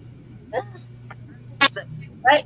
It ain't just because you did that. That's an act of submission. Like, you just go ahead. Please don't get don't start no problems. Don't be acting up. No, cuz we gonna burn this motherfucker down. Another black person died with kidney, right? But you don't want to hear that. So you try to simmer the shit down. Well, when you took that money, you took that $15 million, you submitted to them.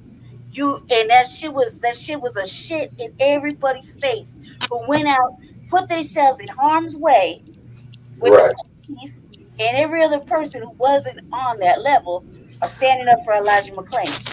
Your mama a real one. You is a coon, Miss Lady, the mother of Elijah, but your mama a great lady. Your mama a real nice lady. Yeah, Linda the Black Panther, that Black Power, and that lady a real one. She's a real nice lady. So I don't know where you came from, but it must be on your daddy's side. But you was a real mark, and you want to act like, and you have these little Instagram fucking speeches and shit. Man, come on with that bullshit. We see you. We see all of you. We noticed it is fucking whack, and we just gonna keep it pushing down to the next subject. Pretty much. McClain got some semblance of justice. Finally, they told the truth that they killed him. They acquitted the police, and one of them fucking pigs is back on the force, by the way. At the same place.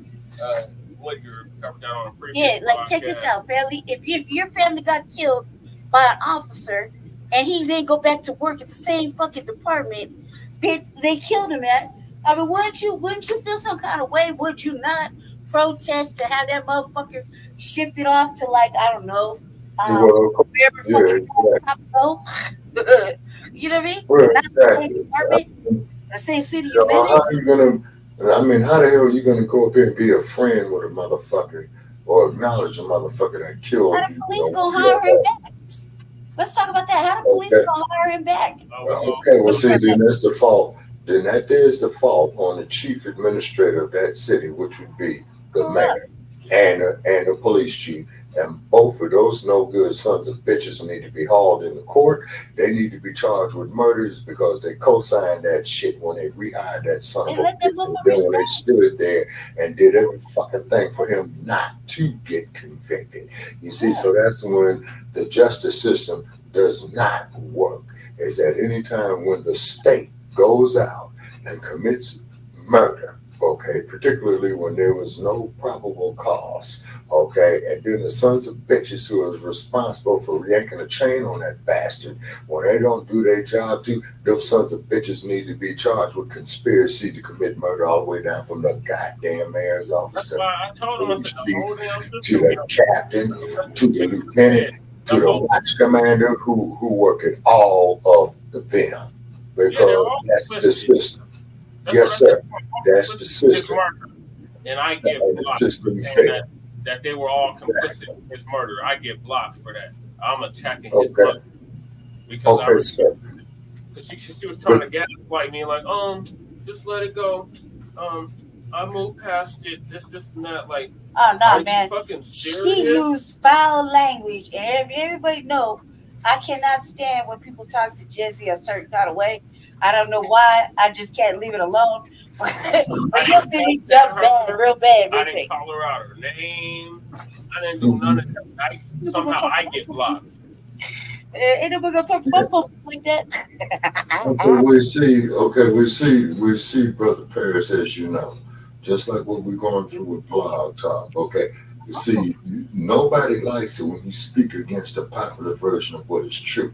And I'm talking about, like, these are people who do not believe that shit stinks, okay? But you know it does, and you're saying something, well, hey, this shit is stinking, okay? But these brain dead motherfuckers, you see what I mean, are sitting there going along with the program. You don't want to break the protocol and all that. Now, I understand in some situations where your ass better not break the protocol. But when it's flagrant, blatant murder like this here, what happened to this man right here in Aurora, Colorado, just like it was flagrant, blatant murder when they killed Sandra Bland, just like it was flagrant, blatant murder when they killed Breonna Taylor. And the list goes on and on and on and on and on. Okay, now, Malcolm X, he tried to go to the United Nations, okay, to bring human rights violation charges against the United States. Okay, he was planning on doing this here in the middle of 1965, but we all know that Brother Malcolm didn't even make it through to the spring of 1965.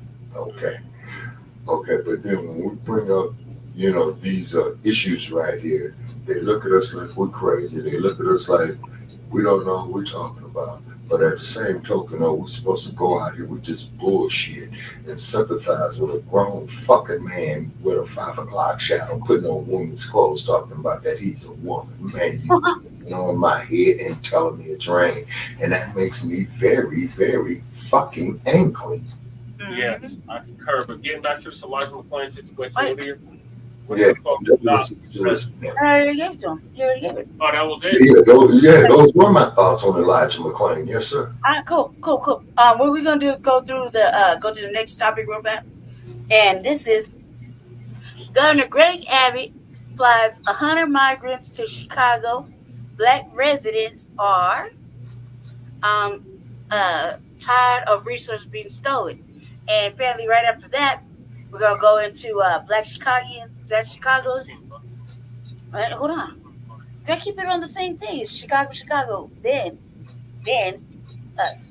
See how the cue's running? Okay, gotcha. All right, so then it's gonna be we're gonna run through the Black Chicagoans, say the Democrats or whatever, and then Chicago's mayor, Brandy Johnson, and representative, they're gonna go into that. We just stayed on the Chicago tip for real quick, and then we're gonna move into Colorado if there's still time before that. We'll see what happens. So I'm gonna start this real quick, and then we'll give our take. We'll try to breeze through just the facts, and we already know what Uncle Bill did. But we're gonna go back to Chicago, and Governor Greg Abbott, he had Operation Lone Star, where he was sending buses to Chicago and many other self-proclaimed sanctuary cities. He said that he wanted to give relief to the border towns. Now, I know about the border towns in Texas. I know people personally that live in the border towns, and they are overwhelmed with migrants coming in there. So I do understand why Greg Abbott is saying, hey, do you want to be sanctuary? I'm going to send them to you. Well, remember Brandon Johnson said that, okay, you sending us some buses? Well, now we're going to start figuring out a way to impound these buses and go on and try to stop Governor Greg Abbott from sending all these buses of migrants of Chicago. Well, Greg Abbott, he has decided to take it up a notch, and he decides to do something else. Let's go ahead and roll that. Families, many with young children in tow, mount the stairs of a state-chartered flight from El Paso, Texas to Chicago Tuesday evening. But this was no luxury experience. The plane sent by Texas Governor Greg Abbott, whose office provided this video, touched down at O'Hare's signature terminal. One mother who was on board explained, she said there was more than 100 people on board, and we were all like, what's going on? They left us here, deserted. By the time Chicago officials even knew the migrant flight had touched down, the city said 2 unidentified individuals who flew with the plane reportedly fled signature flight and left the scene in an Uber prior to the arrival of police. Already strained Chicago older people are furious. It is despicable. It is inhumane. It's un-American to see that coming from another state. And I think the president needs to intervene. Governor Abbott claimed responsibility for the charter flight, saying Sanctuary City Chicago started obstructing and targeting our busing mission. Texas will now expand our operation to include flights to Chicago. Until Biden steps up to secure the border, we will continue to provide overwhelmed Texas border towns with much-needed relief. As you clearly heard, that Governor Greg Abbott took responsibility, said, okay, if you're going to stop me from sending buses to Chicago, I'm going to start sending airplanes of migrants, and let's see how much you're going to stop that. Now, once again, if Biden really wanted to do something about it, he could. When you fly, you have to get clearance from the FAA. And he got clearance to fly that plane from, he said, El Paso to Chicago. So it doesn't matter what any of them say, no matter how much they gripe, Biden is good on what he is doing. Unfortunately, because Biden is playing politics and an agenda, the citizens are suffering no matter where they're at, whether in Texas, having to deal with that crisis forever, people in Chicago, people in New York, etc. Well, recently on December the 14th, they had a city council meeting with Mayor Brandon Johnson. And there are 2 people that actually got up to spoke that we want to highlight, because these are Black Americans who are in Chicago and has to live through this and really what's happening on the ground. Because you could talk about Greg Abbott sending them, that's one thing, and you definitely had that conversation. But Greg Abbott isn't in charge of you keeping Chicago a sanctuary city status. Greg Abbott isn't in charge of you blocking the citizens from having a vote if they want Chicago to stay a sanctuary city. He's not in control of that. All this complaining you're doing, but yet you won't in sanctuary city status. That's what I want people in Chicago to listen to. Brandon Johnson and those aldermen complaining all day, all they have to do is end sanctuary city status, and Greg Abbott would not be sending them no more. But their so-called values says that they're going to take in 1 million to 2 million. It don't matter. They'll complain about it, but they'll take them in anyway because they're supposed to be a sanctuary city. Now, we know sanctuary cities came in, definitely Chicago in the 1980s, but you have to understand, America just in general has a lot of outdated things. Very, very outdated. A lot of laws are outdated. Even the Constitution in a lot of ways are outdated because you have to understand when they signed that Constitution, we were on the plantation. Exactly. Right? So we know today slavery is wrong, right? So even the 13th Amendment that says we shouldn't, nobody should be a slave, yet they backdoor and says if you are a prisoner, you can be a slave to the state. Now, we all know slavery, no matter in what form, is wrong, right? So there's a lot of things that need to be updated in this country, but unfortunately, we have people in this country who are literally relics, and they don't want to update anything. So this is why you have a 21st century problem, because even the corporations got to update their policies, update their rules, etc., because of the changing times. You understand? So sanctuary city sounded great in the 1980s, but in 2023, going into 2024, that's not really viable now. You understand? So I want you to hear this brother here. And I want you to hear exactly what he has to say. He's an elder in the community now. If all our elders spoke like this brother right here, we wouldn't be in the position that we in. Let's roll that. Illegal. Call ICE. Send them all back. Waiting across the Rio Grande and don't obey our immigration and naturalization laws. And watch my minutes, because you should have it up here and over here, because they steal my minutes. We are the only people in America that was enslaved in America. We're not immigrants. We're not migrants. Listen. We are the only people enslaved in America. We didn't come over waiting and looking for something. And when we came over, we did work. But it was free labor that built this country. Black labor that built this country. White power. And to see another group come over here, it's disgraceful. It is un-American. And these rules that you have, the rule, who made these rules? When did our ultimate vote for these rules? When did the people have time to participate in making these rules? And one of you all came over to me, Mr. Blakemore, we got little children. What about the black children in the ghetto?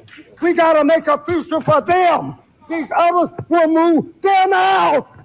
Move us out, and they come in to compete with jobs, goods, and contracted service.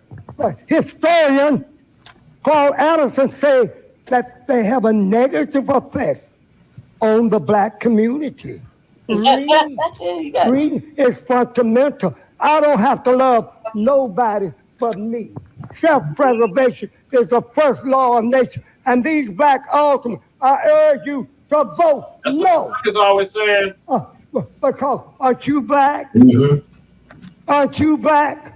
Don't you live black? Have you experienced the suffering that our people have gone through and still going through it? Having another group to come up in line and get it up. Yeah, church of the audience, tell them. You got the right one on this mic. You got the right one. Mr. Blakemore, we got children here. Now you be respectful. I am respectful, and I'm advocating for the black children. Because you all trying to gentrify us out and you in for jobs, goods, contracts, and service. Who do you think I am, or who are you? If they clap, I can say boo. If they clap again, I can say boo. I'm strictly advocating for black people. And call ICE on them.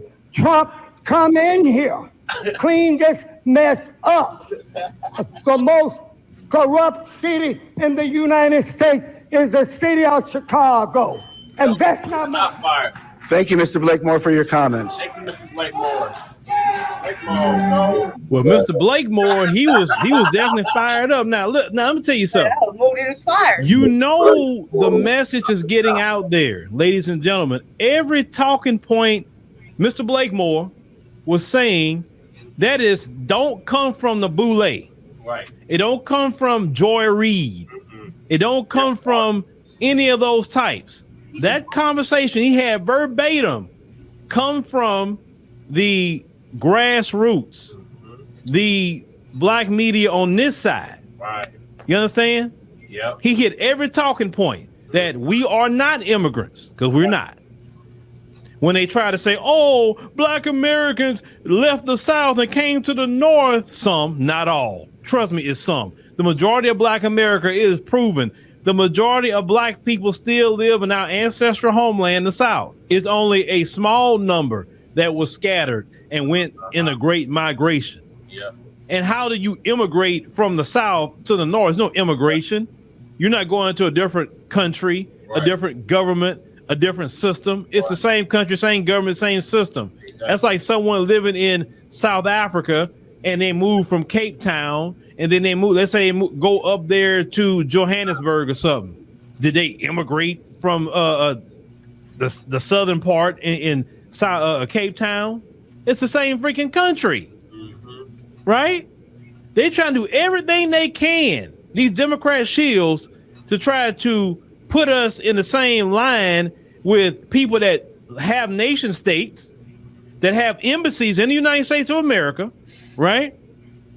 They have their own passports to these nations. That's why we never can be equal to an immigrant, because we don't have a nation state outside of America. Right. We don't have black folks don't have an embassy. Where do we come from? Now they say, oh, well, you guys came from the continent of Africa. Okay, where at then? Right. There's no nation state right now in the continent of Africa and say, hey, they all came from here. And if you come back here, the moment you step foot in the airport, then we're going to take you to immigration and we're going to go ahead and get your citizenship going right then and there, because you go ahead on and come back home. Right?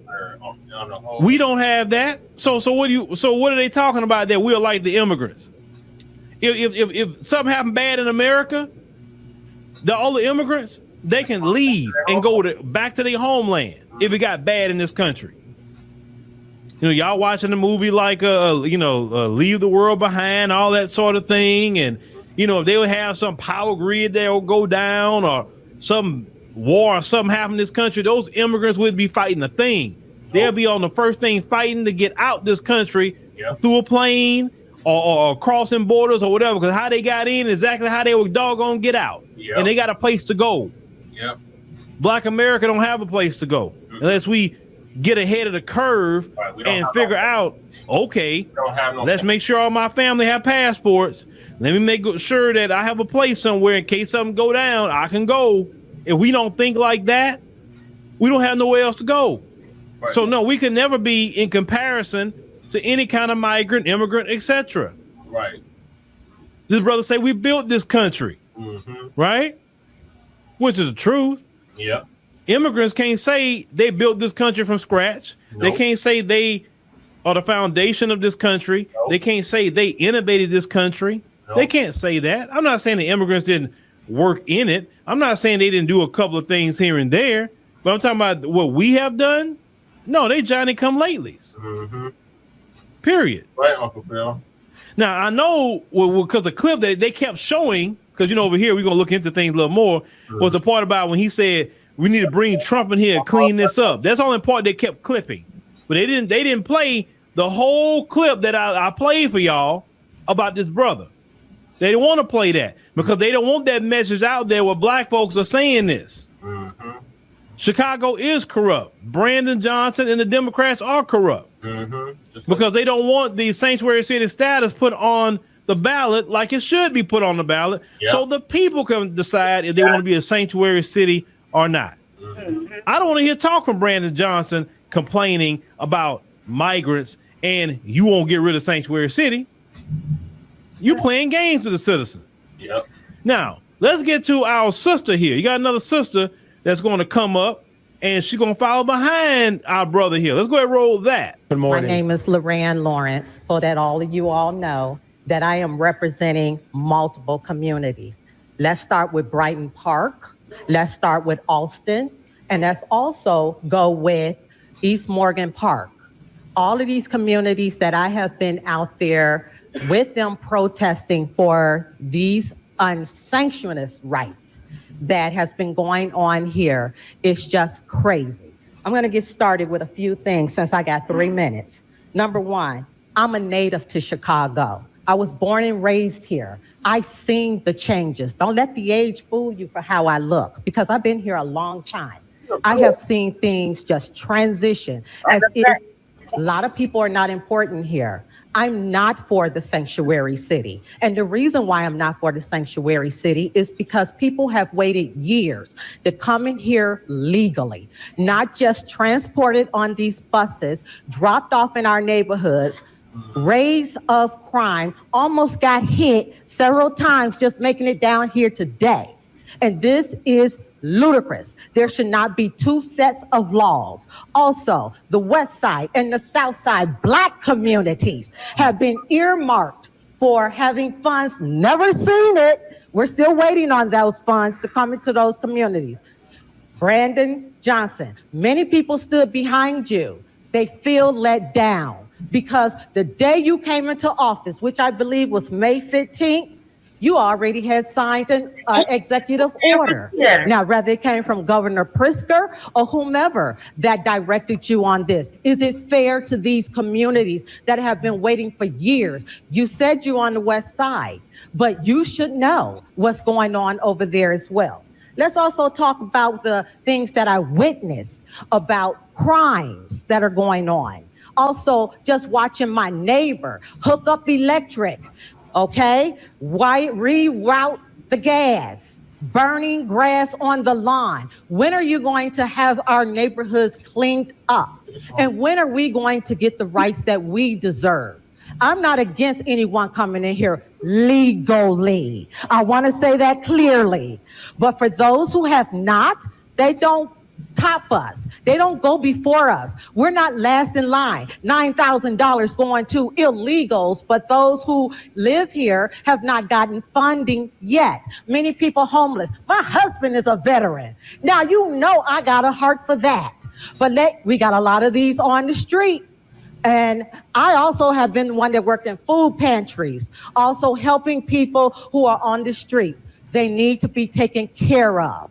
They need to stop being neglected, because if we don't have a voice here, we will have a voice out there. And those aldermen who are not caring, okay. You know, that sister brought a good point. It isn't fair to the people who have went through the process legally to become a citizen of this country or get a residency. It isn't fair that these people get to jump the line. It isn't fair that they don't have to pay anything. Mm-hmm. It isn't fair they don't have to pay no taxes, but yet they get to pull resources from, America. Then you dropping people off in black people's neighborhoods, which black folks don't have resources as it is. They trying to squeeze juice out of a turnip, in our neighborhood. But as the sister said, you giving them $9,000. I say every citizen in Chicago should be at City Hall talking about, hey, Brandon Johnson, I need my $9,000 check, brother. Right. I need that, because if you can give it to them and they won't have to pay no taxes, then surely I need it, because I've been paying taxes in this city for a very long time, and I got rent to pay just like everybody else. Now, this situation, because you got to think about it, this situation is where it is because the Democrats and Brandon Johnson refuse. They don't care, even if it hurts the migrants themselves. They say they don't have the facilities to house the people. All you have to do is end sanctuary cities at status, and this stuff can stop. But the Democrats have an agenda. And it's not an agenda of the people. You have to take care of your people first. Right. In other countries, when I travel to them, you know who's more important? The citizens of their country, not foreigners. But in America, they prioritize everybody else except the American citizen. There are so many American citizens that are getting so upset in how this government is moving with Chewbacca.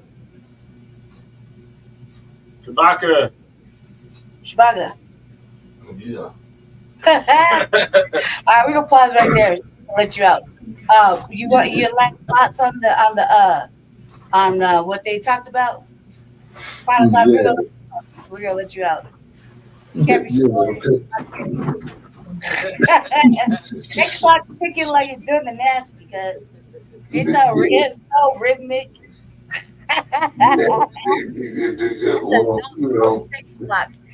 Well, they don't call this place Sin City for nothing, you know what I mean? But however, though, he was talking about just like, with the reparations. That's why that is so very, very important. Okay, you got these naysayers, none of you niggas, were born into slavery. Bullshit. You're still dealing with the elements of slavery. Okay. Brother, what's the name that Ramel had on? Infinite. Our brother Infinite down there in El Paso. Exactly. You see? Exactly. You see? And it's just bad down there. Is brother still with us? No, he dropped off. He dropped off. We get him coming on. Yeah, we're kind of sharing his experience and story. Hopefully, he come back tomorrow. We get with the what is it, Cobra Kai? Cobra Command. I'm playing with my twin, man. That's the anchor man. Morel and Sandy. Okay. Okay. Is the commander still with us? Negative. No. Okay. All righty. Okay. All righty. So once again, ladies and gentlemen, here at Frontline Black News, they're doing their damnedest to shadow banners. They're putting all these hurdles in front of us. It's because they cannot stand this truth. And guess what? We really do not give a fuck. Okay? We really don't. When we look at this low quality, high budgeted bullshit that you put on here, you see what I'm saying? Like sick ass motherfuckers like, what's that trick's name? Brother Jay, Joshua, want to go off into the woman's restroom. Yeah. Joshua standing up there arguing with the school teachers. I'm gonna call him by his pro name, and he up here wearing women's wigs and a beard. And you motherfuckers always want to just see black men with this shit. What in the entire fuck is up with that? Well, see, we are. Our dads would call us hypocritical because we don't want to see it. Exactly. We're tolerant for only a little while to get stupid, and we don't want to be tolerant of something that's disrespecting us. Yeah, and we appreciate Jason and Militant, you know what I'm saying, for having us here. Yes. Yeah, for having us up here on this platform, allowing us to get our message out. Oh, you're talking about Black Sun. Yeah. Shout out Black Sun at the Arena and all the platforms go with him. We absolutely. Shout out for the MP. Yeah. We have got to mention that because that's some good brothers over there. Really of course, for the one and only Mr. J Dizzle, you know what I'm saying? Yeah. And then also too as well too. Now see what it is here is what's going on, man, with this Bud Abbott. Okay, these damn eunuchs of black men that they call black mayors. I'm gonna start calling them tricks eunuchs. Okay. You talked about that. What? Yeah, they're eunuchs. But Brandon Johnson, brain dead motherfucker right there in New York, house nigga you had there in Denver, them is eunuchs. Yeah. They go trade up. We ain't heard shit from him since he left. Yeah, Miami living his best life. Eunuchs. Did you hear Jesse say he said he out in Miami living his best life? He's asking Miami to let him loot. What now? I said we ain't heard shit from him. Hancock since he left, and just here there like He out in Miami living his best life. And I was like, the way he said it Oh, had yeah. me. Oh yeah, it probably is. You know, I wouldn't be surprised if a good bastard was out here in Sin City. It's like You see what I'm saying? left the office. Yeah, you see, and these atypical black politicians, you know, and then you know Sheila Jackson Lee, you're disgusting. Maxine Waters, Black staff got fired. uh-huh. Fired, Shabaka. Yeah. None of his black staff. Yeah, all of them were relieved. I got fired, but he left the white ones. Yeah, he left the white ones and fired all the black ones. Okay, yeah, that's about right. You know what I mean? That's about right. And then the cold part about it is, you see, is that they're so hung up on this white supremacy shit, is that they think it's the norm, and it's not. And these bastards still have not learned from fucking history. Nope. You see what I'm saying? And then they have dummied down. They have dummied down our black youth.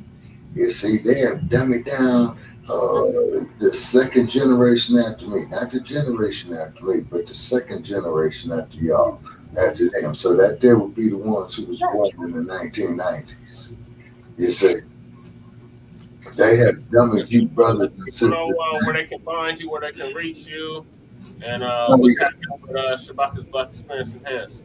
Okay, so Black Experience Enhanced, we're about to announce formally that we have moved over here, you know, to this platform right here on the StreamYard. Also, too, we are going to be following on this situation with Blog Radio. We are also reaching out here to other black platforms, which we have who's experiencing the same thing. And then the next move is to see if we can go up here and see these bastards. Okay. It's because I did a test this afternoon, Brother Che, and you was the first one that I hit, man, when I did that video, man. It was the same old bullshit. That same old bullshit. Oh, we having technical problems. So I called up another podcast who was on. Then I heard that idiot Pianki. I told Pianki what I always tell him and hung up. You said, you know. But Pianki is Pianki, you know, because I believe Jay Vellington or Blackson is familiar with Pianki. You know, Blackson is. Yeah. So, you know, my regards, and my regards to Pianki from now on are 2 words. Fuck you. Yep. No, good show, man. I said what I said ago. Okay, but the thing is, though, is that we have got to get us an economical base going on, Black family. We have got to go up here and start counterpunching these motherfuckers on an economical basis. You see what I'm saying? Is because our very existence. Exactly. Well, of course, Brother Jack, because our very, very existence is dependent upon that. Mm-hmm. So, of course, you know, I will be reaching out. You know, the new Black Power Radio down there in South Carolina, you know, because based on, you know, our conversations with them, they experiencing the exact same duplicated stuff that we're going. Yeah, they set up an all black content creator. Isn't it about that time, though, that the Coon Awards comes out? Oh, yeah. Yeah, it's about that time that they do the Coon Awards. Oh, so that's why they're doing it. Yeah. I nominate Jeff Farr. I nominate Okay, nominate Jeff Farr. Okay, I second that nomination. Karen Bass, I nominate her. Tim Scott. Oh, absolutely. You know, he deserves the Golden Globe of the Coon Award. That's the Coons right there. We owe reparations, but didn't say who we owe reparations to. Right. You know what I'm saying? Or Sheila Jackson Lee. You know what I'm saying? May she crumble. Pauline Martin. Oh, yeah. Oh, definitely Roly Poly Martin. You know what I mean? And this is why I like Dr. Phil, who comes on here with us, you know, Phil Scott. Because he tells the truth about Roly-Poly Martin's ass. And the cool part about it is, people, is that Roly-Poly Martin used to be pro-black, but guess what? Got him. Yeah, they got to him. Yeah, I'm talking about 25, 30 years ago, man. Yeah, they got to him. They got to him. You see, and keep in mind to our audience out there, this ain't something that we play with. See, we don't do this shit for no hobby. We don't do this shit, you know what I'm saying, because we like it. We do this, what we do right here is because we recognize the effect that our very lives could be snuffed out on the moment's notice with these sick-ass race soldiers up here. Yep. You see, this is why they don't like us. This is why we get hate mail. You see what I mean? You know, then we got individuals, you know, who come up to us, man, and then, well, you know, the Irish and all that. Man, you're on the wrong goddamn platform. Fuck all that. Them motherfuckers try to bring that shit up on Jay Militant's show earlier. Oh, no, see, no, fuck them in that. Why should people that just arrived have to pay for this? You benefited from it. Exactly. All over the world benefited from black people in America. Oh, yeah, you did. Rather directly and indirectly, you still fucking benefited from it. Yeah, and I'm tired of hearing that motherfucking speech. Well, we here, it ain't got nothing to do with us. That happened a long time ago. Well, we gotta pay because you benefited from it, even regardless, ancestors or not. I mean, you did. Your lineage, your people, wherever they come from, have directly or indirectly fucking benefited off it. No, you're correct on that. Yeah, that logic. Everybody on reparations, including the Native Americans. Yep. Shout out to Vicky Dillard. Yep. Yeah. Yeah. Definitely a shout out there to Vicky Dillard. Yeah, okay, because we had Miss Dillard on Shabaka's Black Experience in there. Yeah. Shout out to this sister out here, Vicky Dillard, and she dropped a hard ass education just the other day. Remember when I was sick and they had the pest control come in and spray the apartment? Oh, no. I'm sorry. We did not have Vicky Dillard. I take that back. Yeah. That was Rosa Sparks. I'm making a correction. That was Rosa Sparks. But however, we are reaching out to Ms. Vicky Dillard. Yeah, I feel like if we get, numbers, they have feel confident to reach out to this sister because, she got a lot of good viewage. But I don't feel like, we just little fish right now over here. We're still building up our viewage. I don't feel comfortable yet. And I don't want nobody make me feel bad because, we don't got No, Lady Che. We building. Yeah, we do have an upward swing. Like 5 years ago. Yeah, we are having an upward swing, you know what I'm saying? Yeah. And most definitely we appreciate Jay Militant and them. You know what I mean? For coming on there and what have you on a great show. What's Cracking TV with Jay Militant? Yeah, man. Jay Militant gave he was giving a little class today. He said, "Where the lie at?" Yeah, a little educational class about some shit that he was so passionate about, and then it like a little later we got a little excited. Well, I didn't say we got a little excited. I was just not gonna let it go. So. I can't be controlled sometimes. I just not gonna let it go because I don't think white people should tell black people to calm down or tone down their blackness, and that we should feel privileged by going on they shit. That when it's in reality, it's not that way at all. That's just it though. See, that's just it though, Lady Che and Brother Che. We're not gonna be silent so these motherfuckers can feel comfortable. Exactly. Right. So they'll get it. Straight up. Assholes. They're trying to shame us. They're trying to shame us to feel bad about standing up and being standing up in blackness, period. I'm gonna have it. I don't care how many audio clips motherfucker make or say anything. I'm pretty sure the people that we like to listen to us really are not gonna say that I'm wrong by telling you, fuck no, and hell no, that ain't gonna happen. We're just gonna get worse. In fact, now that you had the audacity to say something stupid like calm down. Turn up even more. Yeah, turn up every morning. Yeah, exactly. Just because Exactly. I don't want to tone down. Why should I?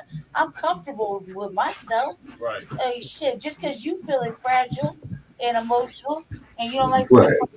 don't mean I do. I don't feel fragile at all. In fact, I feel majorly fucking incited to keep giving you the fucking fire. Right. Burn up. Burn up. For the rest of the web word. It's over. That clip is over. That's it. Okay, no, we can keep on moving, man. I think I got a couple of more rounds left, you know. Yeah, we're gonna move to the next one, okay? Yeah. Okay, so we on the same Uncle Phil thing. He gave the basics, he broke it down. Oh yeah. We got to hear Uncle Phil. Yeah. This is Latasha Blanton from the Real South Africa Travel and Tourism. And you're going to have the opportunity to travel with Phil Scott to sunny South Africa. Yay! You guys want to get an opportunity to talk to Phil, hang out with Phil, and get his views on Africa and South Africa. Hands up. I want to You're go. also going to get an opportunity to explore the lifestyles here that are available in South Africa. And we're going to do all that for you in an amazing 10 days. We do hope that you go to the website and book. About what? That's true. Yeah, that's true. Whoa. Should I think over there for like a little minute? Within the last couple of weeks or months, we've been hearing a lot from the Black residents of Chicago, and specifically that of Mark Carter, who has been very instrumental in speaking out against the migrants going into Chicago and taking up all the resources, right? Resources away from the Black community. Now, recently, I did a video about him and others saying that they want to have a conversation with Trump. They invited the Republicans to go and speak with them. Now, this video I'm about to show you, it was actually 3 Black gentlemen on there, but Mark Carter, I'm going to show you his segment where, you know, he and the other men were at a homeless encampment. They were talking about the issues that Black Chicagoans are facing, of course, homelessness and all of that. And they're basically saying we are paying to be homeless because a lot of, well, you know, people pay taxes, right? And so you're paying taxes, but the money is not going to help you. It's actually going to help other people or helping other people that are going into Chicago. It is said that by the end of this year, if not more, it's going to be about $300 million allocated toward helping the migrants in Chicago alone, right? And so Mark said this, check it out. American citizens, American children who are already struggling academically, you're going to bring in a new group of children, a new group of people, take those resources away from Americans to accommodate this new group of people. That is going to make the children going to fall further behind. Unemployment is going through the roof. Poverty, crime.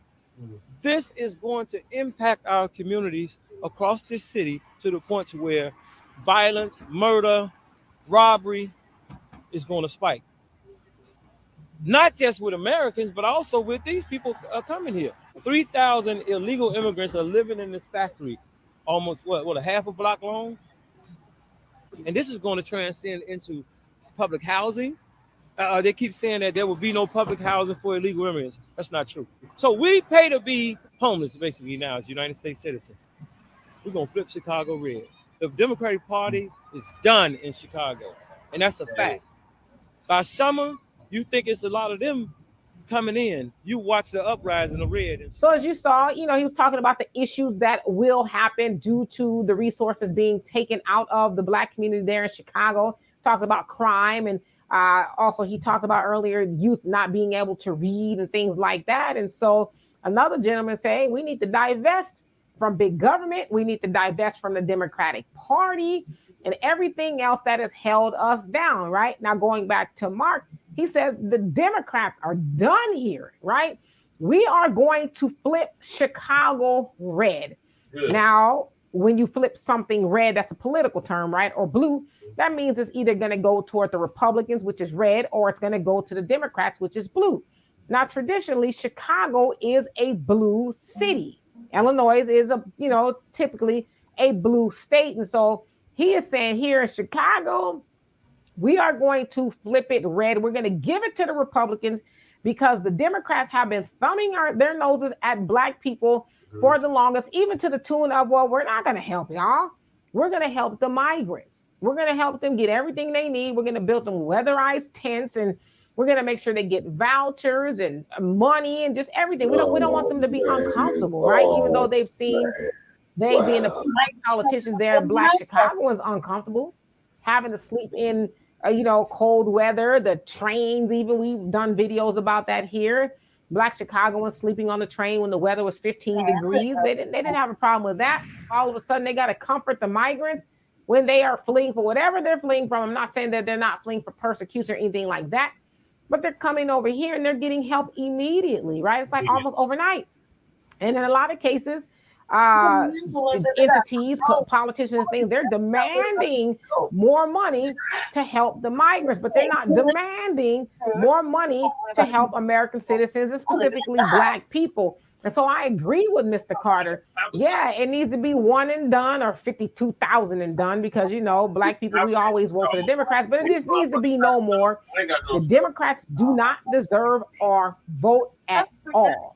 And if we don't believe that, just look back in the last couple of years when Joe and Kamala went to the White House. They went with the help of Black people. And they have almost like purposely done everything else for everybody except for Black people. It's almost like they're like, okay, we help Black people? No, we're not going to help them. No, we're not going to just help. That's Kamala, right? It's almost like they purposely are ignoring benign neglect, right? Y'all look that up, okay? But that's what it is. They're reenacting or implementing benign neglect to Black people. We'll just ignore them, pretend like they're not here, or help everybody else. And if they get mad, so what? What they gonna do about it, right? But as they said in this video, we need to divest. We need to do for self, as they say in the nation, right? Marcus Garvey, up you mighty nation, accomplish what you will. We need to do those things. And then I believe politicians, everybody else will take us a little bit more seriously, but I think they're going to start taking us seriously now because they're hearing more cries for us to divest from the Democratic Party, right? Just stop voting for them. Let the migrants help them. But we know that's not necessarily the case because for one, migrants can't vote and their community, let's say Hispanics, they don't typically vote overwhelmingly for the Democrats. They're more conservative. Now they might, the majority of them might right now, but a lot of them, enough of them do vote for the Republicans. And so there's not enough of them voting for Democrats to actually help them to where they can totally negate Black people. Exactly. So again, I agree with him. And because I agree with him that we need to divest from the Democratic Party, I'm not saying I'm pro-Trump because I feel like I have to say that because some people, they lose their minds, right? We are saying, think about other options. There's other options out there that we can, look to and see if it'll be better for us. But we don't have to keep voting for the party of oppression, the party that we put in office, but turn a blind eye to us. So anyway, before y'all go and invest in AfricanDiasporaNews.org, where we have built an app just for you so that we can be free to be us. We don't have to worry about being censored as we are on a lot of these other platforms that are owned by other people. Our app is Black owned, and again, it is just for you. So anyway, in the meantime, tell me what you think of this, and for more insightful commentary, please subscribe to this channel and my channel, the Demetri K. Well, tonight on the podcast, ladies and gentlemen, the Democrats have found a new boogeyman outside of Donald Trump. So who is this new boogeyman they all speaking about in unison? It is the governor of Texas, my governor, Greg Abbott. Now we're going to first show Brandon Johnson, mayor of Chicago. He has came out going in on Governor Greg Abbott about what's happening in Chicago, and he's laying the blame on him. So we want to get into that. We'll also get into Sister Girl Jasmine Crockett, since she's the new spokesperson for the Democrats. It's sad that Kamala isn't the spokesperson for the Democrats. She is the vice president, but you're going to send out Jasmine Crockett to do something that Kamala should be doing as a vice president. It lets you know they have no faith in Kamala, but we'll get into her as well. But we're going to get into also what they're not saying. So let's go ahead on and hear what Brandon Johnson has to say. They're showing up sick. Do you hear me? They're showing up sick. The issue is not just how we respond in the city of Chicago. It's the fact that we have a governor a governor, an elected official in the state of Texas that is placing families on buses without shoes, cold, wet, tired, hungry, afraid, traumatized, and then they come to the city of Chicago where we have homelessness, we have mental health clinics that have been shut down and closed. You have people who are seeking employment. Did you ignore? The governor of Texas needs to take a look in the mirror of the chaos that he is causing for this country. This is not just a Chicago dynamic. He is attacking our country. The sensibility and the civility of our country, he is undermining that. That is, y'all favorite mayor, Brandon Johnson. So let me get that straight, Brandon Johnson. Oh my God, Greg Abbott is attacking the country. So he is an enemy to America.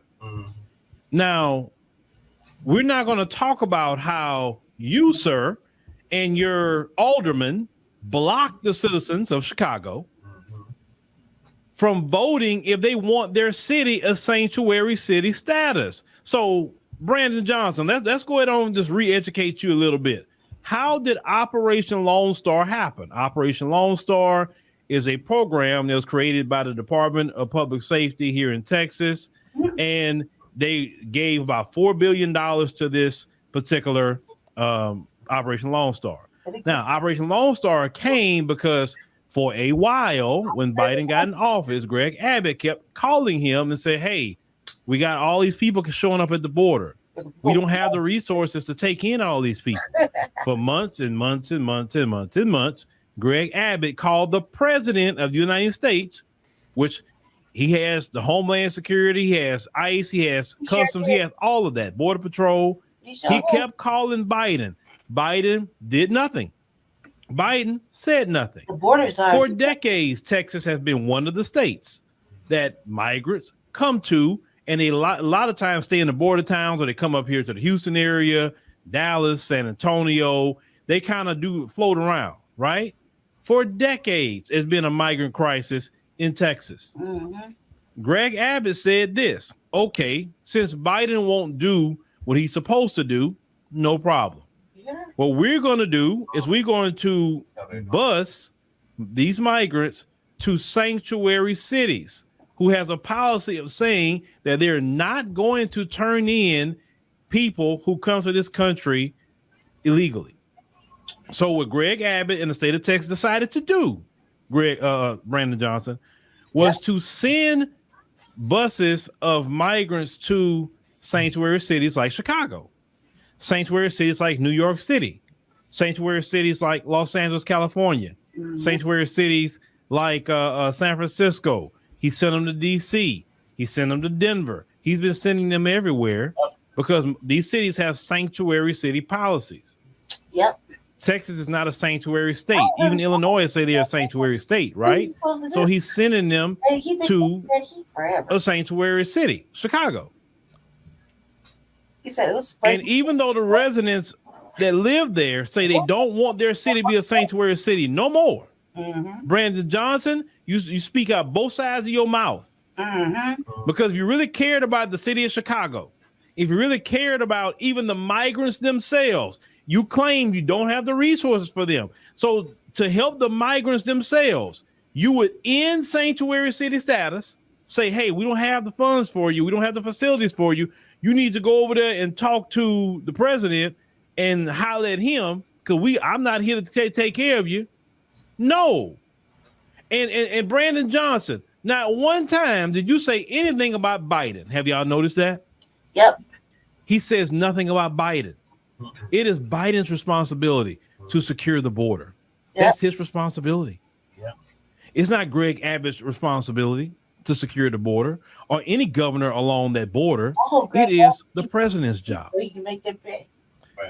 We didn't have these issues and problems during the Trump administration. We didn't really have those issues and problems. But when Biden got in here, it was a free-for-all. It was an open border. And now you want to complain. What are you complaining for when you just block the residents from voting? Now, I was just watching a video on TikTok, and Oregon actually got a great provision in their, constitution where the citizens could put up, different, they want to do laws or different amendments, etc., on the ballot, and they can't block them from doing it. That should be all over the country, not just Oregon, but all over the country. We sleep. That is anti-democracy when a city council can block the citizens from voting on something they want in their city, their state. That is not democracy. That's authoritarianism that you claim that all of you are against. Because it's powerful. Now, let's talk about Operation Lone Star for a minute when it comes to Biden. Operation Lone Star been going on for a while. Let me ask you a question. How come Biden has not instructing his Department of Justice to file lawsuits and stop Greg Abbott? Yeah. Have you ever wondered that? Why the whole time that Biden has not done anything to stop Greg Abbott doing what he's doing? Because the moment he did Operation Lone Star, he could have filed lawsuits and stopped it right then and there with the Department of Justice. And Biden hasn't done anything. So Brandon Johnson, once again, you're complaining on Greg Abbott, but you didn't say why Biden didn't stop him the moment he got started. Why is Biden continuing to let him and not say nothing with the DOJ? Why isn't he saying anything about him shipping to these people all over the place? Why? He could have stopped it a long time ago. Because you know why he's not saying anything about Greg Abbott? Because Biden is okay with what Greg Abbott is doing. That's why he's silent. And that's why he's not giving y'all no resources. Eric Adams went over there 11 times, he said, and he haven't got a single resource because Biden is okay with what's happening. He's okay with what's going on the border. He's okay with it. He's okay with Abbott because he's not doing nothing about it, sir. He's not doing a thing. That's right, Uncle Phil. Now, ask yourself that question, Brandon Johnson, or anybody else who's just around. How come Biden hasn't put a stop to it? He could have stopped it very easily. He stops everything else when he doesn't like it, right? Come on. So Greg Abbott is actually doing what Biden really wants him to do. And then politically, he didn't do it, but he can say, oh, look at Greg Abbott. Look how horrible he is. Look what he's doing with the migrants. While we have an open border policy, letting them in, but Greg Abbott's the bad guy. Shouldn't be Biden the guy be stopping them from coming in? And then Biden was talking about the wall and Trump's so horrible. Then now Biden's building the wall. And then he won't say, well, there was some money appropriated for the wall, and I can't interfere with that. Really? We really was supposed to believe that? You had no problem with the wall. You just want to run off at the mouth to get votes and make people think that you was against Trump about the wall. That's all. Because listen to Biden over the years. Oh, Uncle Phil. He has more racist thoughts than Trump could ever have. Seriously, over the years. Yep. He's the author of the 1994 crime bill. Facts. He's the one wanted black folks put in jail no matter what. He wanted black folks in jail 85% of their sentence and made sure in that crime bill that billions and billions and billions of dollars was going to the states to incentivize them to build more jails and to hold black folks longer. That 1994 crime bill that Biden helped author instituted recent mass incarceration of black Americans who was going through what people call today a health crisis with being addicted. That was Biden did that, not Trump. So, Brandon Johnson, you're not going to blame Biden. At least Eric Adams I respect him that much. Well, he's pointing at Biden. At least I respect him on that. I told you, I respect Eric Adams saying that. And that's why Biden's angry at it. That's why. He's very angry at him. And you see what's happening to Eric Adams right now, too, right? Yep. Now, let's go it on. And we're going to come back to Brandon Johnson because it's all part of it. Let's go to Sister Girl. Sister Girl Jack. Yeah. I was right there. Chewbacca.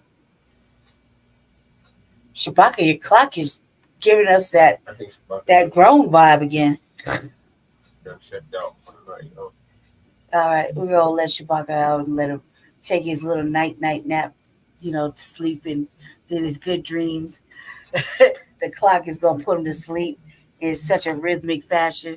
So we're gonna go ahead and let him out, and we'll see him tomorrow for another episode of the Frontline Black News Part 2, and we'll probably most likely I can get through it. We're gonna go ahead and drop an RVA, and it's gonna be heavy, so we're gonna come with that in the morning sometime, hopefully early. So we're gonna bid Shabaka a good Black night's sleep. Oh, there you go. You hear me talking out low and shit? Well, I put on the voice because it's going with the clock. We're gonna bid you a good Black night. Let you out. See? Okay. We're gonna let out Shabaka. We'll see you tomorrow, Shabaka. Good night. Sleep well. Good night, Shabaka. Black power. Peace. All right, you gotta get about that. How do you get about the studio? It's 3 dots. The 3 dots, yeah. Oops. They said so rude too. Kick for a studio. We're gonna just let you out. We're not gonna kick you out. We just let you go night night. Good night. Good night, little cat. All right. It's the inside joke. Y'all gotta be there. Thank you for still watching. The 4 little eyeballs that are in here. We thank you very much. Let's go ahead and carry on because it's about to get decent with this. Jasmine Crockett, another motherfucking mammy, Democratic shit. We don't do shit for Black people. Jasmine Crockett is running off at the mouth. She's talking about she got a daddy Greg Abbott. Okay, fine.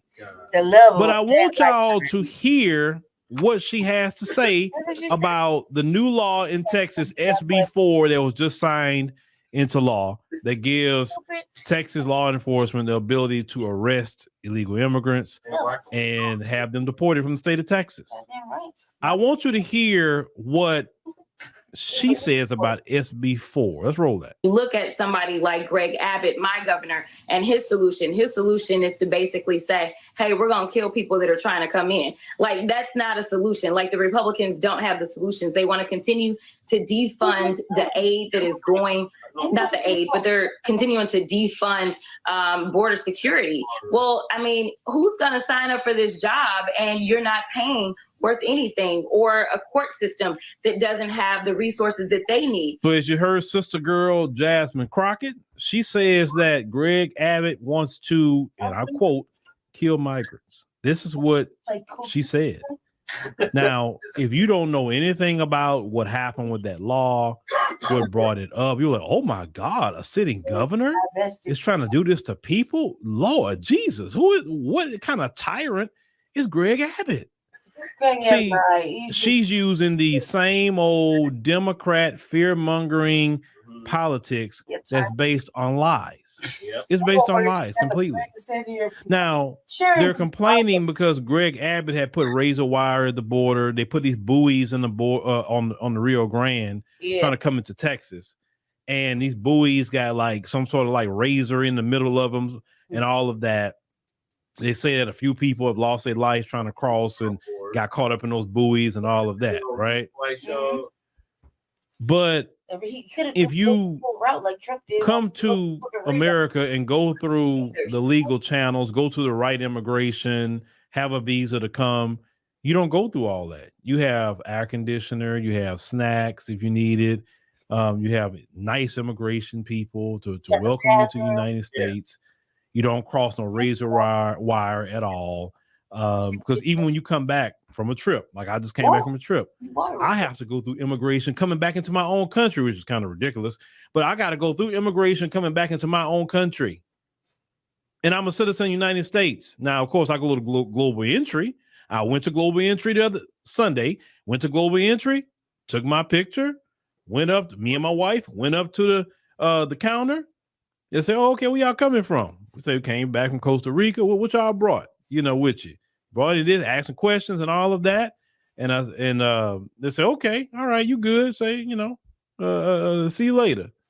But we're questioned coming back into our own country as American citizens, which I don't think we should be questioned. Personally, I don't think we should. But that is the law. So if I come back into my own country and have to go through immigration, and guess what? When I went through immigration, there was no razor wire. There was no buoys. There was no dogs. There was no nothing. It was just myself, my wife, and the immigration people. That's it. So if you come in that way, whether you're at Bush Intercontinental, Hobby, Airport here in Houston, whether you in Dallas going through their immigration, San Antonio, wherever airport you land in this state that has immigration, you are going to have a comfortable experience. So the people that's trying to come in is not going through those channels. They're trying to go through a channel that's not legal. Now they're saying they're trying to file asylum. Well, you being poor and not having a job is not for you to have asylum. You know what I'm saying? That's for wars. Last time I checked, there's no wars in Latin America right now. Open wars, right? Mass, what's going on? Like, for instance, what's happening on the other side of the world with Israel and Palestine. Now, those people were close by and they tried to come, okay, that would be considered asylum. If you're not dealing with that kind of situation, then it's not asylum, bruh. Well, I'm getting persecuted. But you pass up so many Latin American countries and you couldn't file asylum? It doesn't make sense. There's plenty Latin America. Matter of fact, once again, I just come back from Costa Rica. Peaceful country, peaceful people. No issues, no problem. They're literally passing up, the Venezuelans and all of them, passing up Costa Rica, which is peaceful, don't have no problems, no issues. They passing up Costa Rica. I'm not saying all of them should go to Costa Rica. I won't put Costa Ricans getting on me. But what I'm saying is you're literally passing up many Latin America. Panama is another country, peaceful country, right? You're passing up all these countries to come to the United States. It's not about safety. It's about you purposely coming up here because you want free stuff. Then let me play, because Sister Girl Jasmine lied. So Greg Abbott wants to just take the life of migrants, okay? Let me play what he said SB4 is about. Biden's deliberate inaction has left Texas to fend for itself. The goal of Senate Bill 4 is to stop the tidal wave of illegal entry into Texas. It creates a criminal offense for illegal entry into Texas from a foreign nation. For repeat offenders, it creates the offense of illegal reentry with a potential prison sentence term of up to 20 years. So did you just hear how Jasmine Crockett lied? Did you hear him say anything about that law is going to take the life of any migrant? Right. That law, according to what they're saying, right, is basically you come into the country illegally, so they're getting at you. Now, let's talk about Black Americans. We cannot break the laws of the United States. No. Any law, any ordinance, anything, Black Americans are jailed. We are jailed even when we're innocent. And Jasmine Crockett, if you will sit up there and defend Black folk, the only thing that you're doing, because you're the new shield, you're just a new face and new shield, right? Jasmine Crockett is up here trying to get you to vote Democrat. She says she's riding with Biden. Riding with Biden. Right? I don't know if y'all saw the Breakfast Club interview that she recently done. She holding hands. Even though Charlemagne, I had to give it to him, he was pressing her pretty hard about, man, maybe y'all should get another Democrat to run. But no, she's with the agenda, with Biden. She's with it. They sent her out there, as I said earlier. So this woman literally lied on MSNBC on Greg Abbott. That's what I'm talking about. Listen, if you don't like Greg Abbott, no problem with me. If you don't like Republicans, definitely no problem with me. But don't get on national TV talking to an audience and straight lie like that. Come on now. That woman should not be taken seriously after hearing that. You don't lie on people. And she knows exactly what SB4 is. She's in the state of Texas. She knows. She knows nowhere in that bill says you catch them, you take their life. It's nowhere in that. Now, could it be struck down? possibly, because immigration is under the federal law and not state law. But I think they knew that. I think they want to take it all the way up to the Supreme Court and see if they can have more of a chance of it possibly sticking with a very conservative Supreme Court. So I think they did this in anticipation of it going to the Supreme Court, because you know they're going to fight anything that goes through. And immediately they already filed a lawsuit against this law. The law don't supposed to take effect until March of 2024. But Brandon Johnson, Jasmine Crockett are not laying the blame with their boss, Biden. You understand? She loves Brandon Johnson. Everything else is Abbott, and not Biden. Right. Democrats, let me tell y'all something. Y'all, the lying, the shifting of blame, all of that, that's not going to work anymore. Right. That's not going to work, because we all see you and we see you in real time. See, unlike Jasmine Crockett, I won't lie on her. I'll play what she said. Right. You understand? I won't say she said something and she didn't say it. I'll play it. If Greg Abbott says something, I'll play what he said, because you need to know exactly what he said. Brandon Johnson, I don't want to lie on him. I want to play exactly what he said. And on top of that, he's saying that migrants are coming over and they're sick, some of them. So if during the pandemic, we just got to take care of it. We shut down the border. We shut it down. Countries throughout the world shut their borders down. Well, since we already had a global pandemic, we don't know, since you're admitting, and New York said the same thing, that they're dealing with tuberculosis and all kind of other different sicknesses is coming in that way. How do you know you may not have a major outbreak of something in New York City or Chicago? Yeah, they got Brandon Johnson is saying that they're sick. Measles. He's saying it. Yeah. That's like you see measles. So shouldn't you be telling Biden, hey, maybe we need to get the CDC involved in this too and find out what's going on with the health of the people coming in? But he's not going to do that. He's going to continue to say Greg Abbott, and not Biden. And this is why Democrats will lose. Because you're not honest with people. See, at one point in time, Democrats, you could have lied to us. You could have lied and got away with it. And for years, you were getting away with a lot of the lying, right? Mm-hmm. But today, we have a way to play your words back. We have a way to research in real time. Yep. And the lies you used to tell and you can get away with back in the days where it was just ABC, NBC, and CBS, don't work anymore. You live in the age of knowledge. And that's what's frustrating a lot of the Democrats, because of the age of knowledge. They mad at TikTok, a lot of them. It's not TikTok, it's not the problem. You're mad that people getting information in real time like this on TikTok, and you don't like it. You don't like people is organizing boycotts, like the big boycott they organized against Starbucks. Starbucks, you know, they lean left wing, and Starbucks lost $12 billion. And a lot of that information got spread to even boycott Starbucks through TikTok.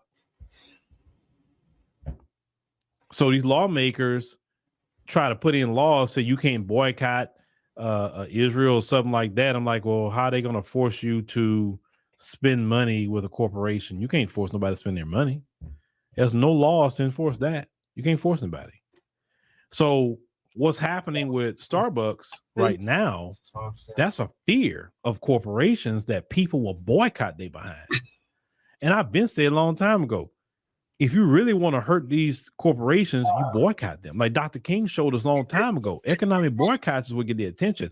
You could call them names. You could say they discriminatory. You can say whatever. Until you bring, like Dr. King say, economic pain, they're not going to hear you. See, Starbucks, they're going to cave. If people keep up this boycott and they lost $12 billion, they're going to cave and say, hey, whatever y'all want, we're going to do. And trust me, if Starbucks will cave like that eventually, because if y'all keep it up, they will. It's going to send a shockwave in all these corporations, is going to follow suit and cave. The people don't realize you have more power. These politicians don't have power like that. They have power when you don't flex economic boycotts, flex your muscles on either sitting it out or voting for a particular candidate to get people out.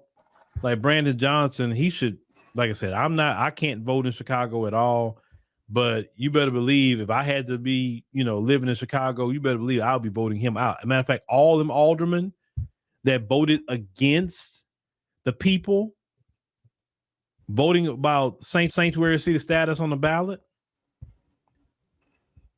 all of them, they will be voted out because that's anti-democracy. That is concerning. That is real concerning. And you go into a very dark place in America when you don't have democracy, right? But they want to sit up there and call Trump the fascist. They're saying Trump going to destroy democracy when Brandon Johnson and those aldermen, who are all the Democrats, have literally destroyed democracy in Chicago. But you want to blame Greg Abbott? Greg Abbott didn't destroy democracy in Chicago, did he? Did he, Brandon Johnson? You got the nerve, Brandon Johnson, talking about Greg Abbott when you're actively preventing democracy in Chicago. Y'all need to get Brandon Johnson straight and tell him, Greg Abbott, like I said, this is bad. What's going on? Don't get me wrong. We got to deal with the migrant crisis, but Brandon Johnson, you crossed the line with that. You really crossed the line. All those aldermen that voted for that and agreed with that, that's crossing the line. Because the next step is you're not going to have no rights. That's the next step.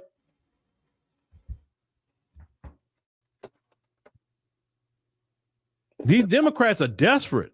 They're so desperate right now because y'all have waken up to a lot of lies. You've waken up to the authoritarianism. You've woke up about, how they're not for democracy like they claim they are. Mm-hmm. They never bring nothing to you as a people to say, hey, let's put this on the ballot like they do in Oregon. Let's put this on the ballot. Let the people vote for it. Once again, if the people decide that they want a sanctuary city and it passes, then hey, that's what they want. And it can stay enshrined in stone. I would agree with that because that's what the people wanted. But if I guarantee you, if you put sanctuary city status in New York right now on a ballot, I guarantee you to fail. Mm-hmm. If you do it in places like LA and all these cities, put it on the ballot. Mm-hmm. Let's see if the people want it. If they want it, hey, I got nothing to say. That's what you want. Don't complain. No. But it's not right to not give the people a right to have a voice in a so-called democracy. And that's, to me, more concerning. That's very, very concerning. Yep. Than anything else that Greg Abbott is doing right now. Mm-hmm. Thank you, Uncle Phil. We're going to go ahead and move forward real quick. Thank you, Uncle Phil. That's just one piece. We're going to go to the next one, which is on the 16 buses that came over here to our city. And this just dropped from Lisa Cabrera. She started this one. Right when we started the show, I was like, don't forget to add that to the queue because it's really important, since me and Jesse actively cussing out city council about this, and me especially recently, lately, I guess you would say it looked very villainous, and I was like, I could give a damn. We got a camping ban, and what's good for the goose, good for the gander. If you could arrest us and move us all around, then why can't you do the same thing? We would never be allowed to be like 400 deep outside of an actual hotel, a money-making hotel at that. And the fact that they spent all this money on the migrants alone, we had like 30-something thousand migrants coming to the city, and they spent like 31 million. It's probably, it was 32,000, now it's probably 33. Yeah, and so it's crazy. It's like that shit is fucking stupid. 16 bus loads. That's a lot of bus loads. Their buses are long and strong. Long and strong. At the depot every day. And not only that, but the thing is that when I seen one of the buses come in, I was over there at Jesse's bus depot, and that's in his neighborhood by his home. And I seen a bus come in and drop off a whole gang of motherfucking immigrants. We talking about the light skin it was, the ones that are my color. So they dropped them off, but that bus didn't have no sign on it. And I was curious because it wasn't the city bus, And they came into the depot and I was like peeping it out. I was like, what the fuck? Man, now I'm seeing it with my own eyes. I couldn't believe it. And right where he lives is a bit of a distance from the actual bus depot that was downtown, right? Yeah. So, or the RTD, etc., which is downtown, RTD depot, Union Station. So I felt like, what the fuck is this? And where everybody go? They get up on the bus to get to my house, which could be took over there, and I'm sitting there riding, and they don't know where they go, whatever. Everybody speaking Spanish, but I'm like, I don't want. That sounds like an asshole thing to say. I speak 5 languages, and one of them is Spanish, and I'm self-taught. So you don't think I don't want it? Look, I don't go to your country without knowing the language. So I would expect you to come over here and at least make an attempt. Yeah. But here in like every city, there's a placate. What's it called? Language justice. Yeah, they're making it says a problem now, but they're making it so that everybody must speak Spanish like that, or whatever. And I'm like, look, we had migration from different areas before, and there's never been this much of a push or a jump to house anybody, except we have little situations. I mean, it was easy to take care of. It wasn't a big difficulty, And even our mayor has pulled some slick shit and thought he was gonna create housing for the unhoused. Housing. But in reality, he created housing for these migrants because they got children and whatnot. And I've been an asshole lately for what everybody say, because I'm like, anybody tell you to come over here with your children, right? And anybody tell you to you came over 4 different countries, you took 4 months. What they're not telling you, what you do. Majority of these months, it's just 18 to 25 middle military age men. Yeah. But they keep talking about families. Well, there's a lot of families. There is a lot of families out there, but that was like the second wave is all military men, like military age built people who want to go in the military, and you'll see that on the RVA. I'll flash again on it, where they'll be at the border and they coached to what they need to say, and I'm gonna show that tomorrow on the RVA because I showed it before on the RVA. But that's just a little taste. You don't believe me? Just tune in tomorrow. It's coming from a source that white people love and value. Fox News. Yeah, Fox News. Yeah. So yeah. Shout out to Torian. The thing is that we did it, but we're gonna go ahead and show what the sister Lisa Cabrera has to say. We found out about her through Professor Black Truth and Torian Rain. Yep. So shout out to the professor, shout out to Torian Rain, shout out to also Black Light Revelations, yes, sir, and TV Hip Hop, for bringing just education. Oh, and Jason Black and Ricky Dillard, for giving us. Yeah, we gotta shout y'all out because, woo, heavy. Tariq, everybody. Yeah, because y'all just don't understand the type of education they're providing our people to keep us codified. That's right. Here we go. All right, we're gonna play this.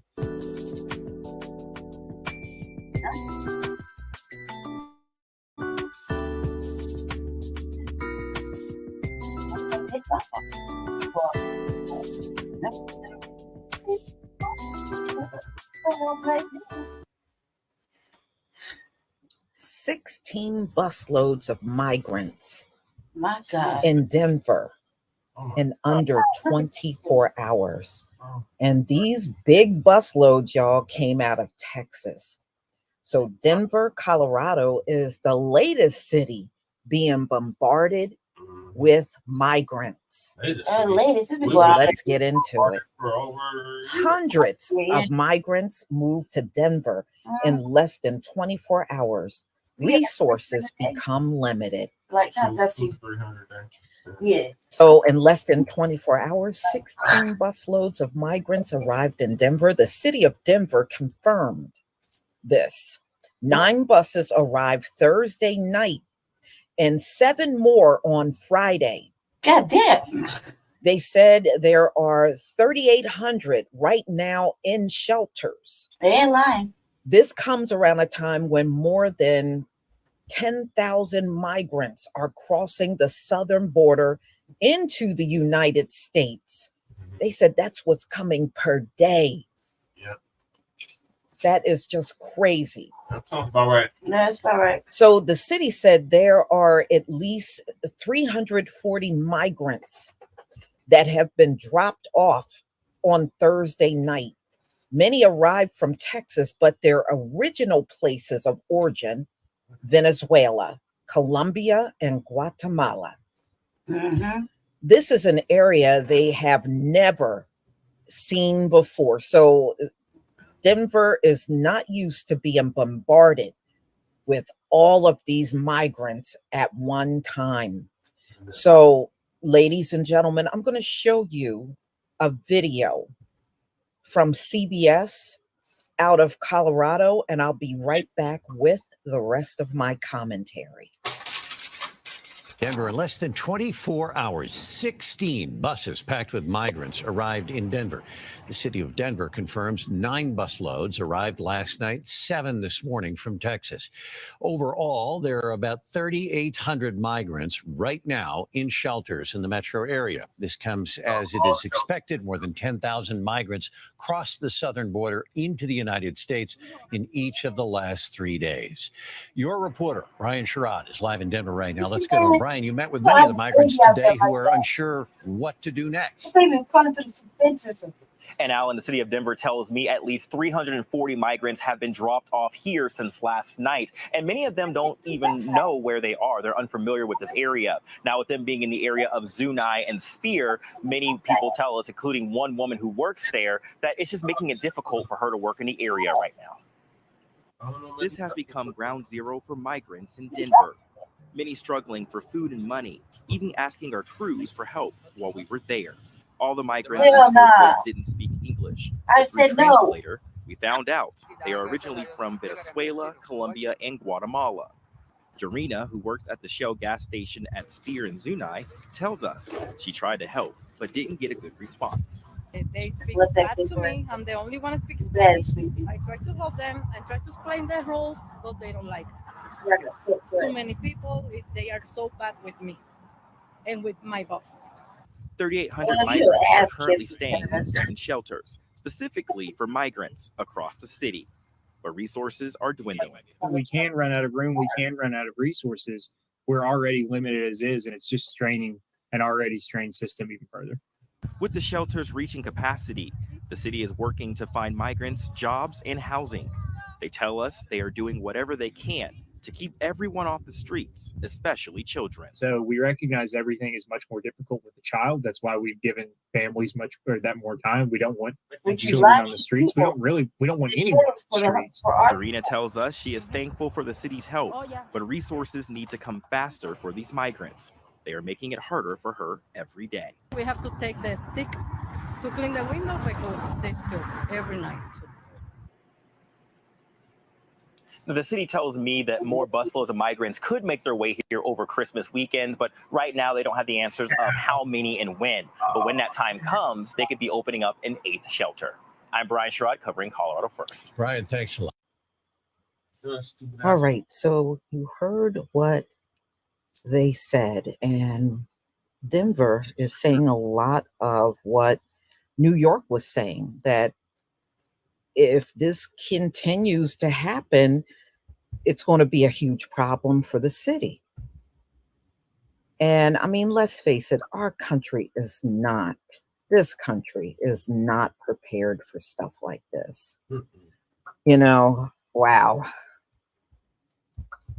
And the lady that was saying they speak bad to her, I'm not surprised. I did hear that a lot of them got attitude problems. I have heard that a lot over the last several weeks. So As more migrants move to Denver, the city tells CBS, Colorado resources are dwindling. Yeah. 16 busloads in less than 24 hours. Yeah, I can see how that is going to be a terrible thing for your resources. And you're just talking about a 24-hour period. You can best believe a hell of a lot more are coming. So, you know, he is saying like the things that were said in New York, that they're running out of room, they're running out of resources, they are strained. The shelters are already at full capacity in the city. And, you know, and they're also at the same time trying to help these migrants find work. And, you know, some of them came as families. So that's why they were saying they don't want the kids on the streets. So, y'all, this is going to be an ongoing thing. And I know it's going to shift from city to city because we're seeing that now. New York, Chicago, now Denver is getting the brunt of these people coming from Texas. And I know Chicago is now trying to divert these people from coming there. And I think less than 24 hours ago, the Texas governor flew them in on planes into Chicago. As retaliation. So they didn't even use buses, they used planes. And if you remember, the Florida governor, Ron DeSantis, he's another one that used planes. He flew them from Florida over to California. And that created a huge fallout between him and Gavin Newsom. So this is going to be ongoing, and you're going to see the cities that shift with these migrants coming. Y'all just understand this explosive tidal wave of migrants coming. This is probably going to be ongoing all through 2024 as well. Yeah. Or as long as Joe Biden is in there, you're going to see this tidal wave of migrants. Who knew? And a lot of people are not liking it. And if you did not get a chance to see my last video on how these migrants are going door to door over in Brooklyn, New York, begging for money, clothes, and food. And the residents are furious. That would be too. They don't want this to happen. And I'm sure there's a lot of people in this country that don't want that to happen. You don't know these people. And, you know, they were already talking about the criminal element that are coming over with the migrants. And you don't know who they are. You know, I know some people feel sympathetic, but yeah, you know, proceed with caution, because you don't know who you're dealing with. You don't know if they just let a whole bunch of these folks out of jail. You just don't know. Just be careful. Anybody that encounters these folks, especially at your house. I ain't open the door. So y'all, please tell me what you think. And if you are in the Denver area and you're a subscriber, let me know what's going on. And have you encountered these people? I got you, Lisa. After the show, I'm gonna send you a nice, leave your nice comment little and subscribe. Don't forget to hit on the notification bell. Do and a lot of shit talking about this, like especially me. I'm not even gonna front, man. That's probably the worst one about it, because I really think that, like, lately, especially when I was giving it to them about the children, with you homeless and Black in this city, and you have your children with you, and they find out you separated my majority of the time from your children, they put them in CPS or DPS. What is it? The fucking the like the, what is it called? Baby, Human Resources come and take a look at take a gander at your family and separate your family. CPS, yeah. They'll take them from you, man. You know how I know? Just ask me how I know. Because that's how it is. I'm a product of the system. You know what I mean? So I've seen it for I'm 43. Seen it for at least at least 2 decades now. So this is a different situation. That if you was Black and you had your children outside, you would not be with your children. It would be a serious separation. They don't give a damn. They'll do everything, but when it's the other sides, the other races, there might be a little leeway. I mean, like it happened to me too. As an adult, I was separated from my child, so became unhoused, and I was in a ladies shelter. They separated me from my child, for real. And no matter what I said, there was no coming back from it. I would say this though, they is mighty blessed to still be shifting around and living in tents and shit. You saw that little clip right there where that lady just brought her child from like wherever. She dragged her through the fence or something. Like hurry up and get here or something like that. Let me see where it was. Like right here. It was like right here somewhere. It's some really crazy shit. Brian is live in Denver right now. Let's go to him. Brian, you met with many of the migrants today who are unsure what to do next. The shelters in the metro area. This comes as it is expected. More than 10,000 migrants crossed the southern border into the United States in each of the last 3 days. Your reporter, Brian Sherrod, is live in Denver right now. Let's go to him. Brian, you met with many of the migrants today who are like, you see how terrible that is? Family and fellow soldiers. You see how terrible? That's the next topic. You see how terrible that is? I couldn't bring my child over like a distance of 4 months to get over here. When you weren't invited, nobody told you to come over here. Wasn't even a serious situation. And we're gonna highlight that on the RVA about really what's going on in Venezuela. We're gonna highlight it and talk about it because nobody want to talk about what's really going on out there. And even so, just real quick, just a little taste. Venezuela just exchanged prisoners they had back over here with the United States. The United States switched back. Prisoner exchange, right? They did a whole prisoner exchange. But why didn't the president from over there say, hey, go ahead and send my people back? They never talked about his people over here invading the motherfucking United States. So, I find that to be an interesting little thing to take a gander at. So that's gonna be tomorrow. We're gonna explore that a little bit tomorrow on the revolutionary agenda.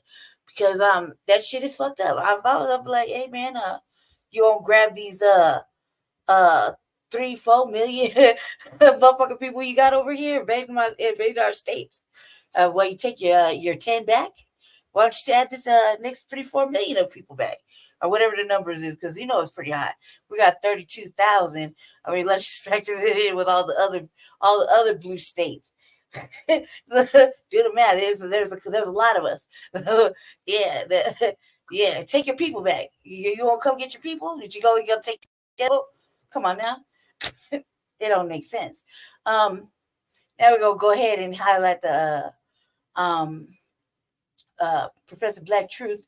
And he's going to talk about Trump for a little bit because that's serious. And again, Colorado, I was like, man, Denver, Colorado, Denver, Aurora. We always just some shit on the news. We can't stay out the news. I was just like, God, this is a bad look. But this was kind of interesting and very entertaining to us because just like the new Black media has been saying, we've been saying, we could care less about the two-party system, looking for tangibles, cash, reparations, no study, lineage based, on all the good shit that we worked so hard on, that task force, they got shat on. So that and then some, we want these motherfuckers to stop playing in our face with shit because they ain't doing nothing for Black people, and that's the facts. So we don't get to it. We go. Shout out Professor Black Truth. You're not hip to him. You gotta do what you gotta do. Like and subscribe. You're not hip to Professor Black Truth. You really for a decade. Sleeping in rocks. Hey, you're not up on brother Jacob Blacc and the Black Authority, you really lost. Tariq Nasheed, you just ain't right. Sister Vicky. Uncle Phil, Boy Watkins. What else? Everybody else. Everybody. There's only a handful. There's hundreds, if not thousands of. There's the leaders and then there's the message boosters. Yeah. We're the message boosters. Shit, yeah. Black Light. Sincere Love to God. Sincere Love to God. Black Alpha. Yep, shout out Black Alpha. Black or Afro Elite. Yep, Afro Elite. Black Star 2.0. Lisa Cabrera. Yeah. Torian Rain. Should we go on all day just dropping names? Right. TD Hip Hop or whatever he's called himself. Media Group. TD Media Group. Tongue twister. So yeah, we enjoy their content. They teach us much. So here we go. I'm the professor, and this is the moment of truth. Texas Governor and Imperial Grand Wizard Greg the Aryan Abbott just signed a bill making illegal immigration a state crime in Texas, punishable by potentially up to 20 years in prison for repeat offenders. It's only about 40 years too late, but better late than never, I suppose, right? A presidential run is definitely out of the question for him, and I think that he's pretty much used up his time as governor, so I'm not entirely sure what his angle is or what the point of this legislation is. I'm thinking it's meant merely as agitprop to force the issue to the political forefront, but it seems to be making all the right people angry. The White House is considering a legal challenge, which is almost certain. Mexico's own corrupt do-nothing empty suit says that he's going to challenge the law naturally. Mexico challenges any legislation the United States writes that has to do with immigration. Imagine, though, being such a failure as a leader. Imagine having such a failed state that you don't even want your own citizens, your own neighbors, your own family members back. The reason Mexico is the basket case it is because the corrupt pack of vipers who run that country have been using the U.S. as a steam valve, so they never have to fix things there. Mexico's institutions are broken because its culture is broken, and the people who would actually be able to fix it are the ones who are being incentivized to leave, and thus the culture of corruption remains intact. But of course, being a failed state also means that it's a kleptocracy too. There's the hundreds of millions, if not billions of dollars in remittances that illegals and legals in the U.S. send back to Mexico every year. This is nothing but free money that the corrupt elite get to vacuum up for nothing. It's also a place where the government refuses to enforce their laws because if they did, most of them would be in prison by day's end. They don't want the law enforced in their own land, and they're demanding that it not be enforced in the U.S. either. Now, the thing to remember is this has to do with illegal aliens from south of the border. And yet, for some strange reason, or rather the same old reasons, you got those people who are trying to claim that this has something to do with Black people. They're determined to shoehorn us into this conversation that we have nothing to do with. But tonight, the ACLU and Texas Civil Rights Project suing Texas, hoping to stop what they call the most anti-immigrant law before it ever goes into effect. The bill overrides bedrock constitutional principles and flouts federal immigration law while harming Texans, in particular brown and Black communities.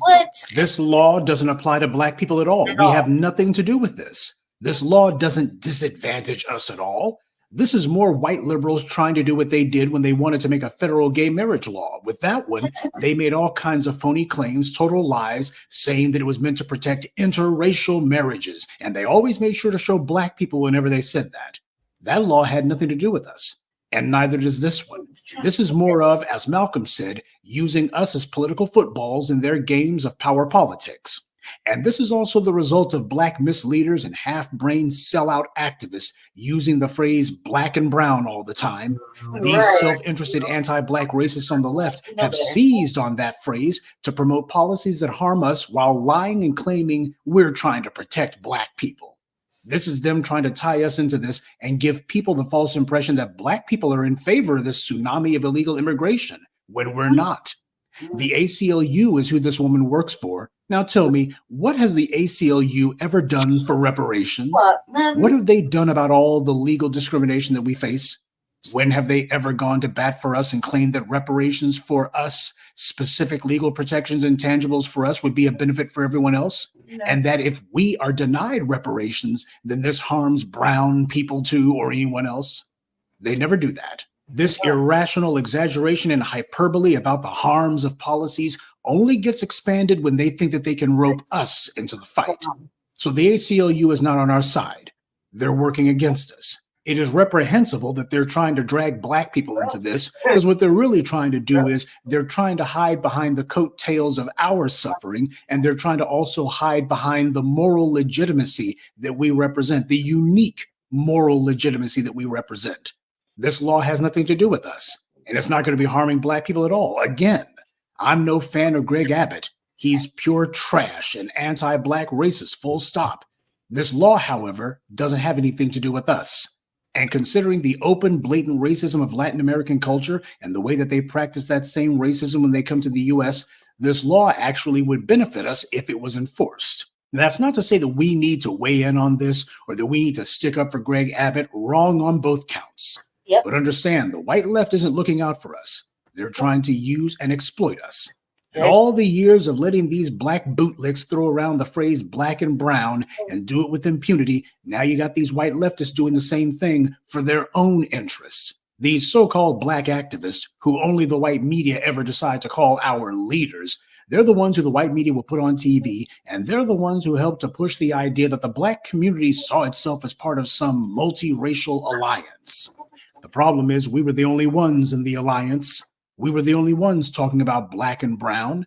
Whenever Hispanic legislators and activists and media personalities get on camera or in print, they only talk about Latino interests. Most of them avoid saying brown at all because a majority of them identify as white.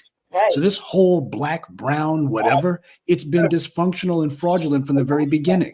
So how serious is the wheelchair-bound wacko Abbott? How serious is the Texas GOP? In my book, not very. There's a flood of illegals coming into Texas, coming into the Southwest every single day. Far, far more than the existing police and courts there could ever hope to handle. If somebody really wanted to make illegal immigration a criminal offense, first they would need a ton of new police dedicated solely to illegal immigrant apprehension, as well as prosecutors solely for this purpose, more judges, more courtrooms, and a lot more incarceration facilities. All of that requires a huge hike in taxes to pay for all that. And if there's one thing that Texans in general and Republicans in specific hate more than illegal immigrants, it's taxes. If they were serious, this would require an enormously expanded prison industrial complex in that state, and neither Abbott the Aryan, nor Klansman Ken Paxton, nor any of the rest of that kindergarten of cronies down there has said a peep about that. No money, and not even a proposal about more personnel or facilities to be built. So how do they even intend to do this imaginary idea? Even if you make existing police handle all the apprehensions, you still have to prosecute the offenders, and that means more prosecutors and more judges. So the only way that I would be able to even remotely take them seriously if they had also announced plans to fund this grand idea and facilities to be built to service it. As of right now, all it is more political theater. Wake me up if this little drama ever has an act 2.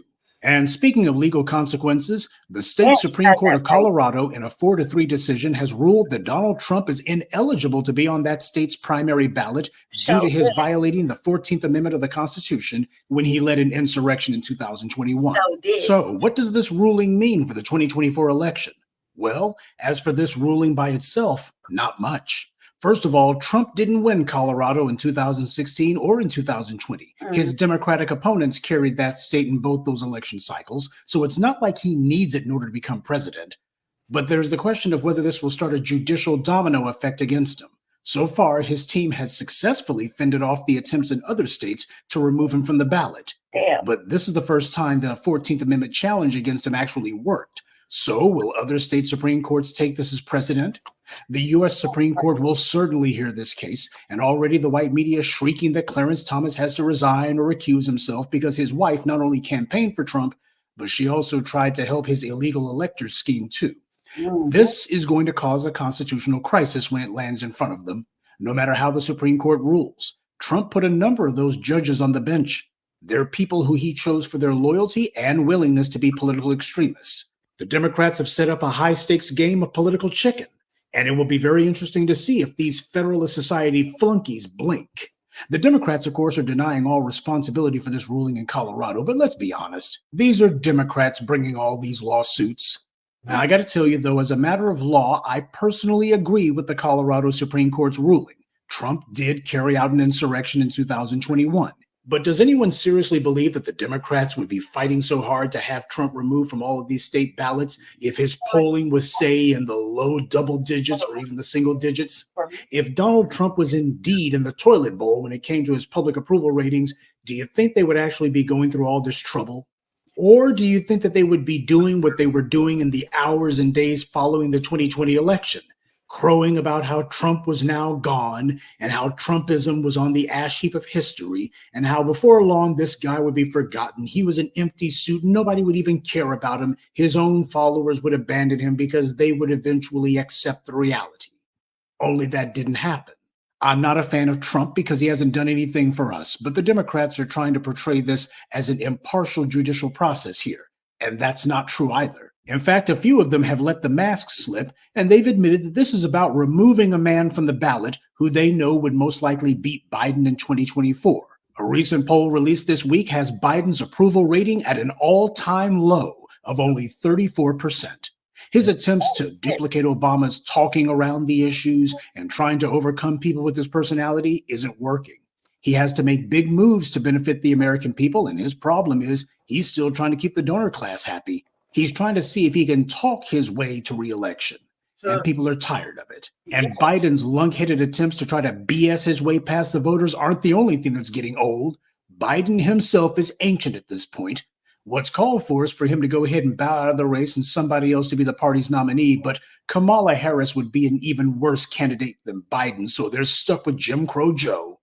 But Biden's problem here is that there's no pandemic to bail him out this time. And yet, even with all that, even with all the tons of lawsuits that Trump is buried under, even with the judicial rulings, Biden is still behind Trump in the polls. Part of the reason why people are having a hard time accepting what's going on is because it looks exactly like what it is, a massive piling on of litigation on a candidate who the Democrats don't feel confident that they can beat.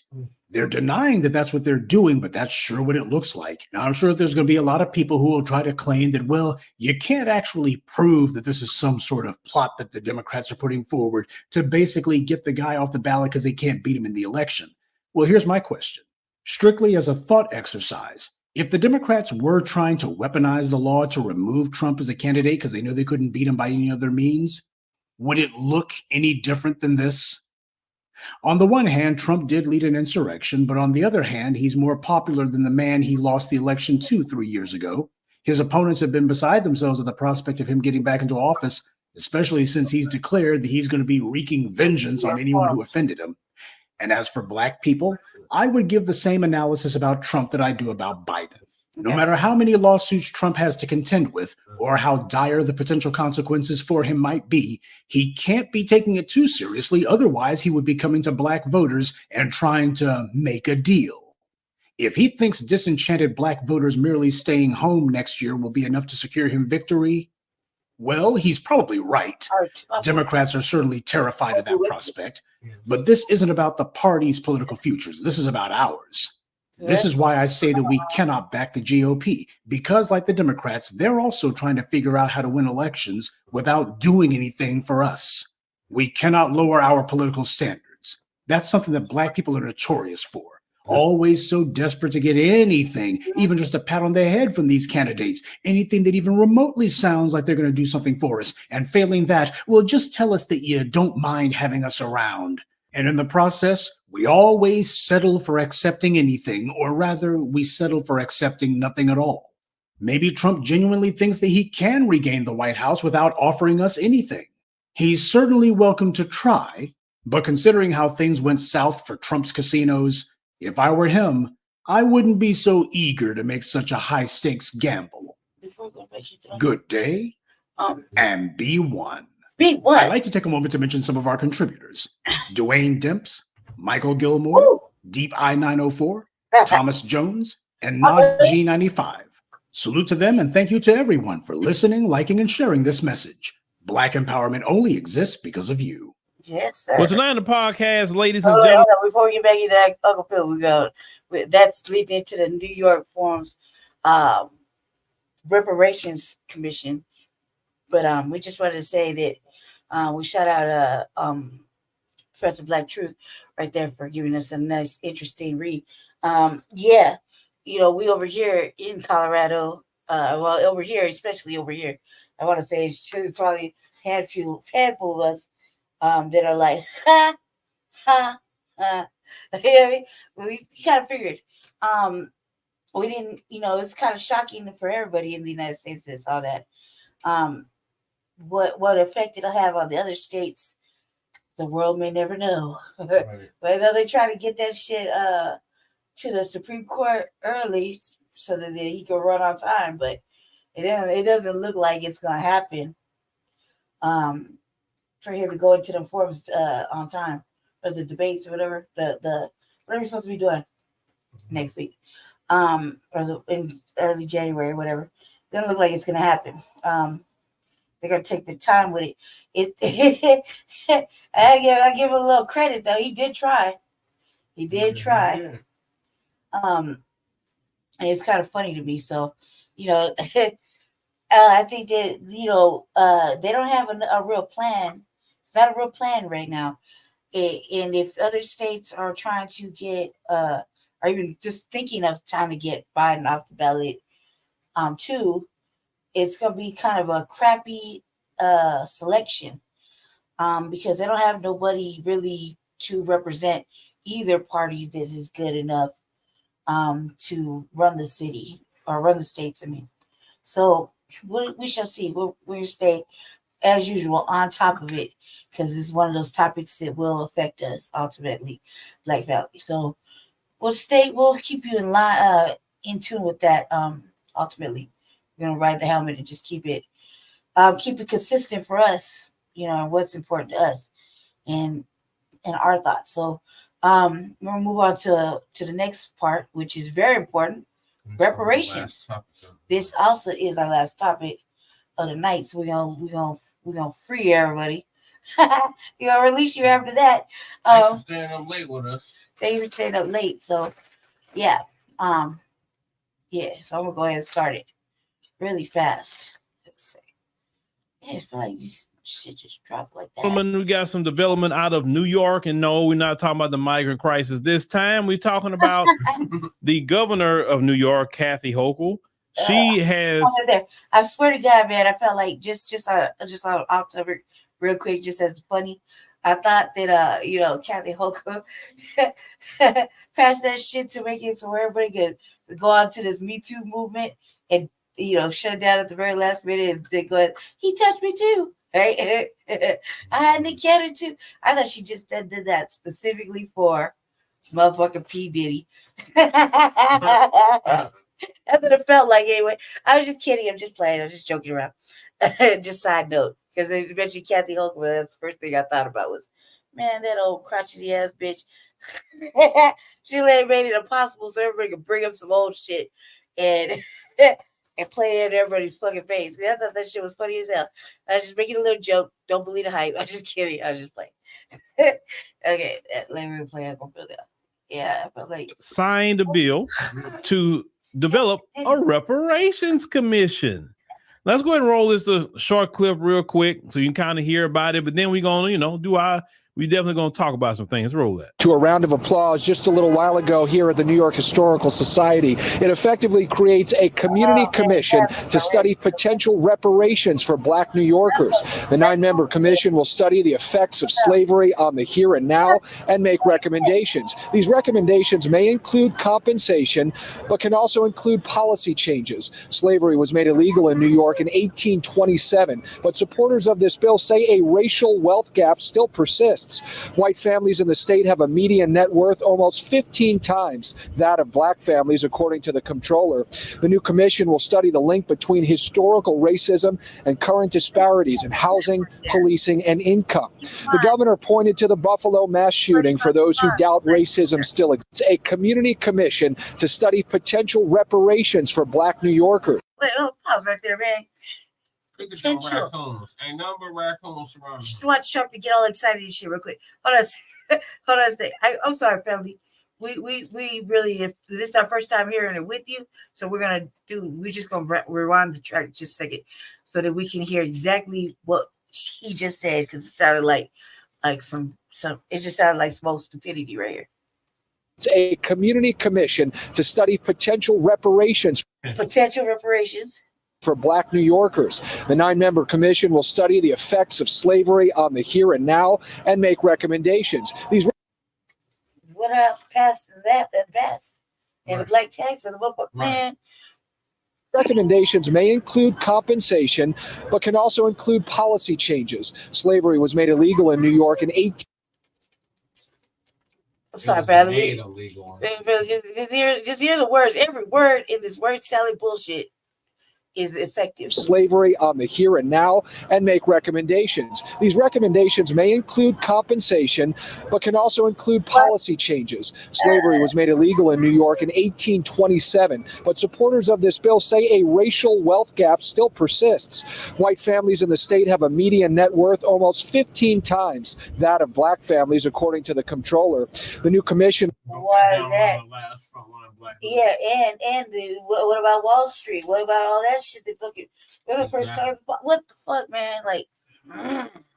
Will study the link between historical racism and current disparities in housing, policing, and income.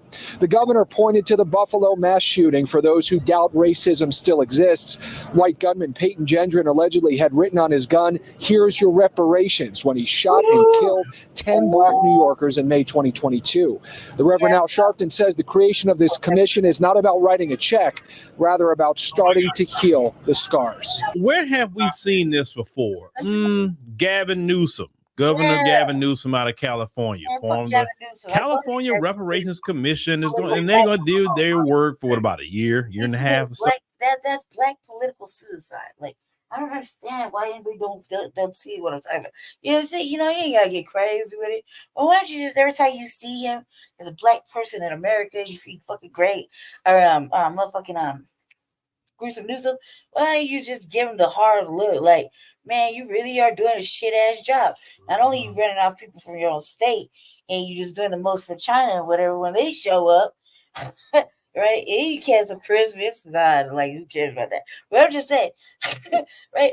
But like you committed political Black suicide. Like didn't even vote for you, man.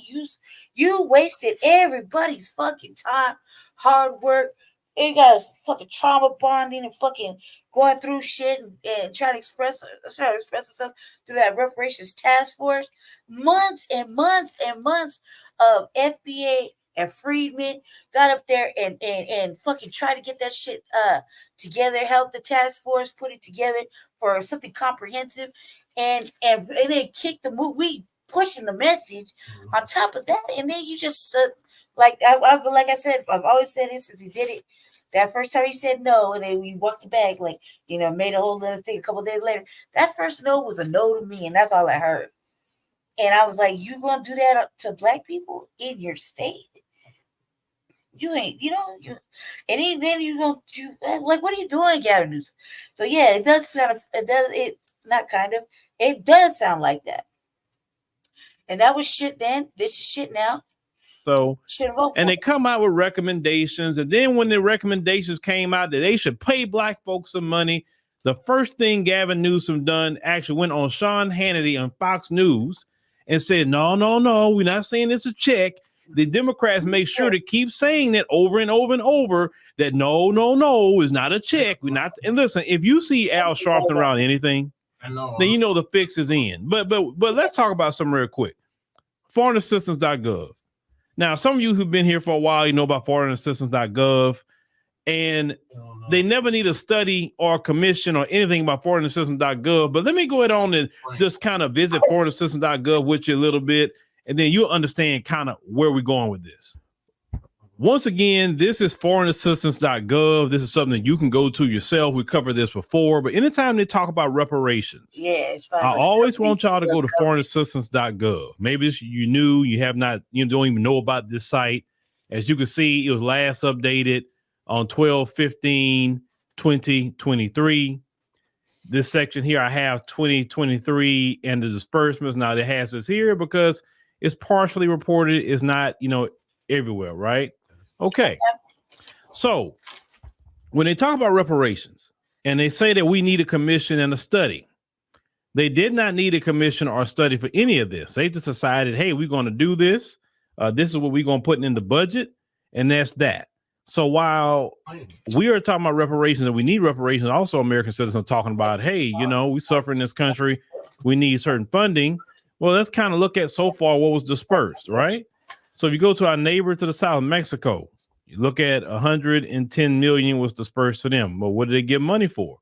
As you can see right there, democracy, human rights and governance, economic development, program support, peace and security is 5.9 million. Then you can see humanitarian assistance, etc. And they give you the managing agencies who's over that. Okay, that's our neighbor to the south of Mexico. You can go to a country like you say Ukraine. Now that's what was dispersed, but that has nothing to do with the military aid. That's 16 billion, but the military aid is something separate from what they were just giving them on, you know, as you can see, economic development, you know, 14.6 billion. Now, what if they want to do economic development in your city? You talk about they don't have money for reparations. I think 14.6 billion is a good start for that, right? That 51 billion you see they spent so far, that would be a good start for reparations. Wouldn't be the whole reparations, but it'd be a good start. You can go to South Africa was given 377 million this year. You can go, it don't matter where it's at, Latin America, Brazil's giving 48 million. Colombia, click Colombia. What do they do for them? Humanitarian assistance. Now, 202 million. What about the humanitarian assistance in the United States? So many people need that. Okay, you can go to India, got 181 million from the United States government. And these are our tax dollars. Pakistan, why are they coming over Afghanistan. Now, they gave them, you know, 864.5 million for humanitarian assistance, a country they claim they pulled out of, but yet they get $1.1 billion. Now, what if the American people can get $1.1 billion for humanitarian assistance in this country? What if we dedicated 1.1 billion to invest into trying to help the homeless population, right? But we're going to give that much of our tax dollars, right? Me and yours, to Afghanistan, right? For what? You look at countries, if I zoom in, because I know a lot of people been talking about a situation with Israel. Let me keep on zooming in here because you can zoom in. Jordan got 1.2 billion. What would they get that for? Medical care, economic development, education, and social services. While let's check this out. While they don't want to cancel your student loans, they make sure to give education to a lot of these other countries. And Israel, of course, you can see they got 3.9 billion so far dispersed this year. Now, to get the full scope, even with peace and security, because 2023 wasn't fully reported, so I went back to 2022, and you can see 3.3 billion went to Israel for peace and security, right? That's obligated that they're going to spend through the Department of State. If people talking about the money so much, right? And let me back off of that, get out here. But when they talk about, they spent $70 billion last year. Now, what if they took that same $70 billion and start putting it toward reparations? So don't let these people tell you they don't have money for reparations. Don't let them say, well, reparations is not just a check. Don't let them tell you any of that, because clearly they have $70 billion to disperse between 212 countries. So as you've seen, all the billions and billions of dollars that's being given out to all these other countries, that is your tax dollars and mine. They didn't need no commissions. They didn't need a study. Listen, when they wanted to give $1.1 billion to Afghanistan, they gave them a check. They gave them money, right? But when it comes to us, the descendants of slaves, we are told it's not a check, or it's not just a check. They want to definitely stay away from giving black folks their just due. And these are the Democrats. See, the Democrats, you're going to hear more and more and more about reparations commissions because of this election in 2024. What they're trying to do is something to appease you. But see, this is the issue, Democrats. This is the issue. We've seen all the money you have been giving to everybody. You've been giving money to the migrants that's coming in. You've been, you gave an anti-Asian hate crime bill through the COVID-19 bill. We've seen you sign that, right? Everybody's getting money. And I know it's just not the Biden administration that gave money, because Trump did it, Obama did it. Every president makes sure that all these other countries are papered up. This is why they got the so-called influence they have, because they are paying for it, right? Giving these countries all this money. But the issue is American citizens don't have the money. And for sure, Black Americans don't. We're still being sabotaged. We looked at the Navy Federal story, and they talk about with conventional loans, didn't mention FHA or nothing like that, but with conventional loans, Black Americans were being, that made what, $140,000 or more, was not getting the loans when white people was getting them at $62,000, right? So we know that there are Black people that can't get approved for business loans, and because that's called what it is. Even if you have a high credit score and you don't have a lot of debt to income, they're still human beings that's making these approvals. And most of these banks is owned by who? The folks.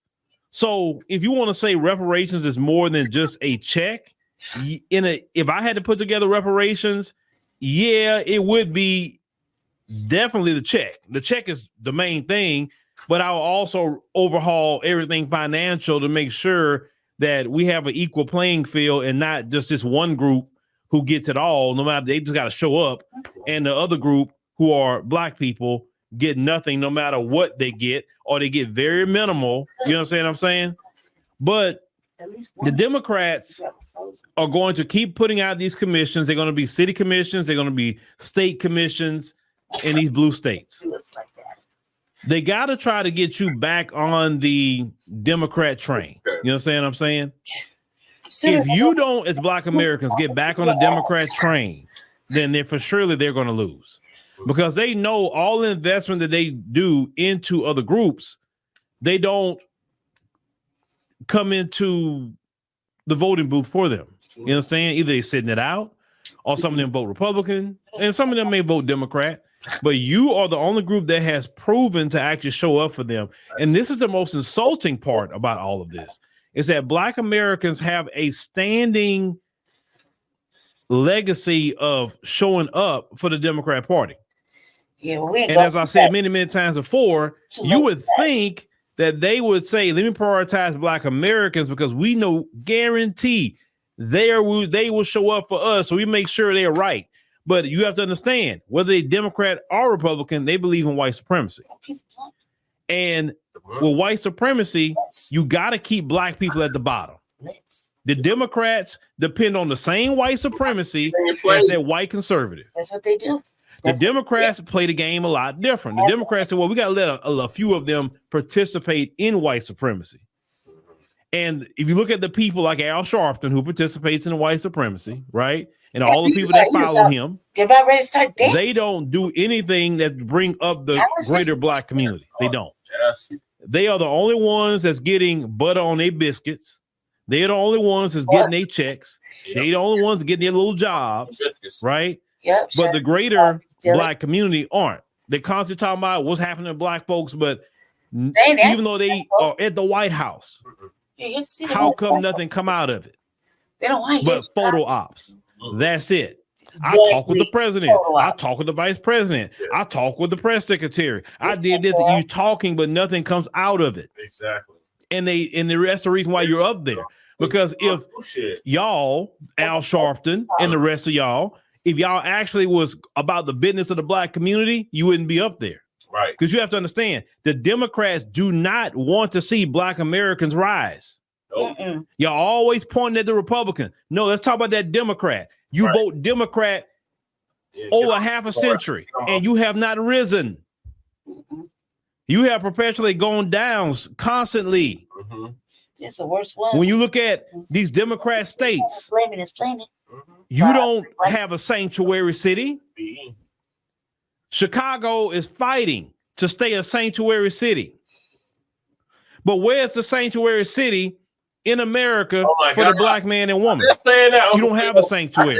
People that come across the border from wherever they come from can go to Chicago, go to New York City, wherever they want to go, and say, we will protect you from the federal government. Where the hell is Black? We will not tell them where you at. We will not gather you up for them. If they get you, they're going to have to get you on their own. Right. Matter of fact, even during the Trump administration, we will assist you in hiding from the federal government. Black Americans have never in the history of this country have been protected by no mayors, by no city council, by no police, by nothing. Barely by everybody want to get at black man and black woman. Yep. That's, you know, the sanctuary cities to me is more offensive to black people, because where is the sanctuary city for us that we can go to whatever the city at and we know we're good, we ain't got nothing to worry about. We don't have a sanctuary city. We got one. That's why Black Americans should be invested on ending sanctuary cities, is because these cities are literally telling them they can break laws, but when you break anything, you get fined and jailed. The Democrats are the ones that are promoting the sanctuary cities. To be able to survive and thrive. The Democrats even, as I continue to tell you, there's about 4 states that the Democrats are not going to even have a primary in, right? Primaries are to allow the people, if they want Joe Biden as their Democrat, then they can vote for Joe Biden, right? But if they want another Democrat in the primary, they can vote for that person too. They're not even leaving it up to the voters to say if they want Joe Biden or not as their nominee. But this goes all the way back to 2016 when the Democrats chose Hillary Clinton and said, forget the people. That was the downward path of the Democrat Party, not protecting quote unquote democracy, and they prove they're authoritarian and not democracy. So we're going to believe that this group is going to actually do reparations? No. This is more trickery. This is more fakehood. This is more playing the game. Oh, well, we see how excited they got about California. Oh, let's do it in New York, because that's a good state we can do it in, right? California haven't cut one check to Black Americans. Nope. Not a one. Not a one. And New York, they want to play the same game too. Listen, Democrats, y'all can do all the commissions you want. You won't even do it. You're clearly playing your hand. Listen, if y'all was smart, y'all wouldn't even make that statement. It's not about a check. Y'all wouldn't be silly enough to make that statement. But the Democrats, you have to understand, they on team white supremacy too. So they got to make sure to tell the greater of white supremacy society this. We doing this just to play with their emotions. That's what we doing this for.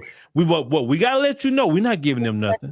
That's what that statement is not about a check. Even if Al Sharpton says it, it don't matter because he tied in with white supremacy on the left. We letting you know, greater society, don't worry. We're not gonna affect your position. We're gonna make sure those black people stay at the bottom. If they get from underneath the bottom, then they did it on their own with the help of God. We're not gonna help them like we're helping the migrants. We're not going to help them like we're helping all these other people throughout the world. We're giving them billions of dollars. No, these Black Americans, we're going to do everything we can to make sure they stay a permanent underclass. So don't worry about your privilege. We're not about to affect that. We're not about to affect the wealth gap. We talk about it, but we're not going to do nothing about it. Trust me, we're not. We have proven for election cycle after election cycle that we will not do anything to affect your privilege, wealth gap, or anything else that you're receiving when we in power. So it don't matter if a Democrat's in office or Republicans in office, you good. Because understand the Democrat and the Republican are on the same team. Don't get caught into, well, they liberals and we conservatives. They're all on the same team. Yeah, I'm not even front. It seemed like that's why I can call them out the way I call them out. This is why I can be consistent on what I say, is because I see the playbook. I see it's like dealing with the LGBTQ and the acronyms. Like I learned that this week. I did a really serious little life study. I was somewhere I probably shouldn't have been to for too long. So and it was a lot of I don't even want to get into it because I need to draw more attention to myself with those particular individuals, that in my defense, I felt like I was truly trying to stay on what we're doing over here on our side of things, with the B1 movement, But however, he said, I felt I don't know. I can't explain to y'all how I felt. All I know is that I was very aggravated by white supremacy and black skin, white supremacy outright, and there's motherfuckers just disrespect, period. And I learned that in the midst of all that, I was learning all these new terms to describe political position. And I didn't even understand it. There were so many different positions, either left moderate, left progressive, right something or other. It was like, well, goddamn, man, it's like dealing with the LGBTQ, the many fucking facets of fucking fiction. You know what I mean? The multiple fucking characters of fiction. Like, Jesus Christ, like, can it just be simple? And apparently it was not. I mean, it was a whole little debate, and if you're not in the political know of all that is going on, like there's certain political positions or stances and what they mean, like I couldn't fathom that. It's almost like comment by my pronouns, except it's like I'm a progressive, or left-leaning moderate, or like or I can't be conservative and traditional. I'm like, yeah, motherfucker, like what? Like, Jesus Christ, can we just be even? Can you even out like these nuances and whatever? And I ain't gonna lie, I felt very confused. I felt kind of like more reading must be involved in my education. And then I felt like, should I really do more reading because this duopoly is kind of crumbling? It doesn't really matter. But I was like, I should probably do a little bit more understanding and try to write it down, put a sticky note so I can remember what these fucking acronyms are. I'm treating it like the LGBTQ plus emoji fucking thing where they got like 50 million different acronyms to describe one pronoun that don't exist. You know what I mean? It's a fictional fucking creature. And so I'm gonna start looking at politics like that with all these political stances. Like, this shit is weird. You either one side or the other. Red, blue, conservative, moderate, whatever. Just keep it normal. Like, simple. So a person like me and the average voter who isn't too apt can get an understanding and get on one fucking note. And we're all so much in agreement that the Democrats can eat 2 fat dicks on Wednesday. Right. So, and the Republicans ain't no better. And it shouldn't have to just be reduced down to fucking evil and evil. You know what I mean? Yeah, evil did one thing and evil did this. And, but let's keep it current. It wasn't motherfucking old girl fucking whatever her name is, Kamala. Wasn't she fucking the borders are? Like, I seem to forget that. Like, we don't mention that part. That the borders are, if I hope everybody caught up on Jason Blacc today, because he gave another interesting perspective on something else. People's priorities are fucking online.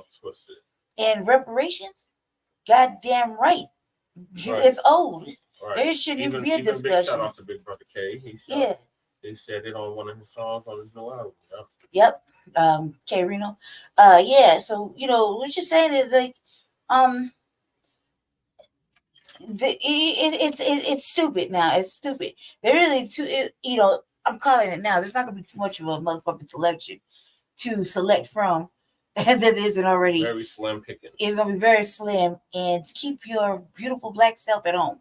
Because unless it got something tangible that's gonna benefit your family, don't even waste your time. And intangible is if you cuts the check. If you just gotta participate, vote third party. Yeah, exactly. Or let the undervote take it.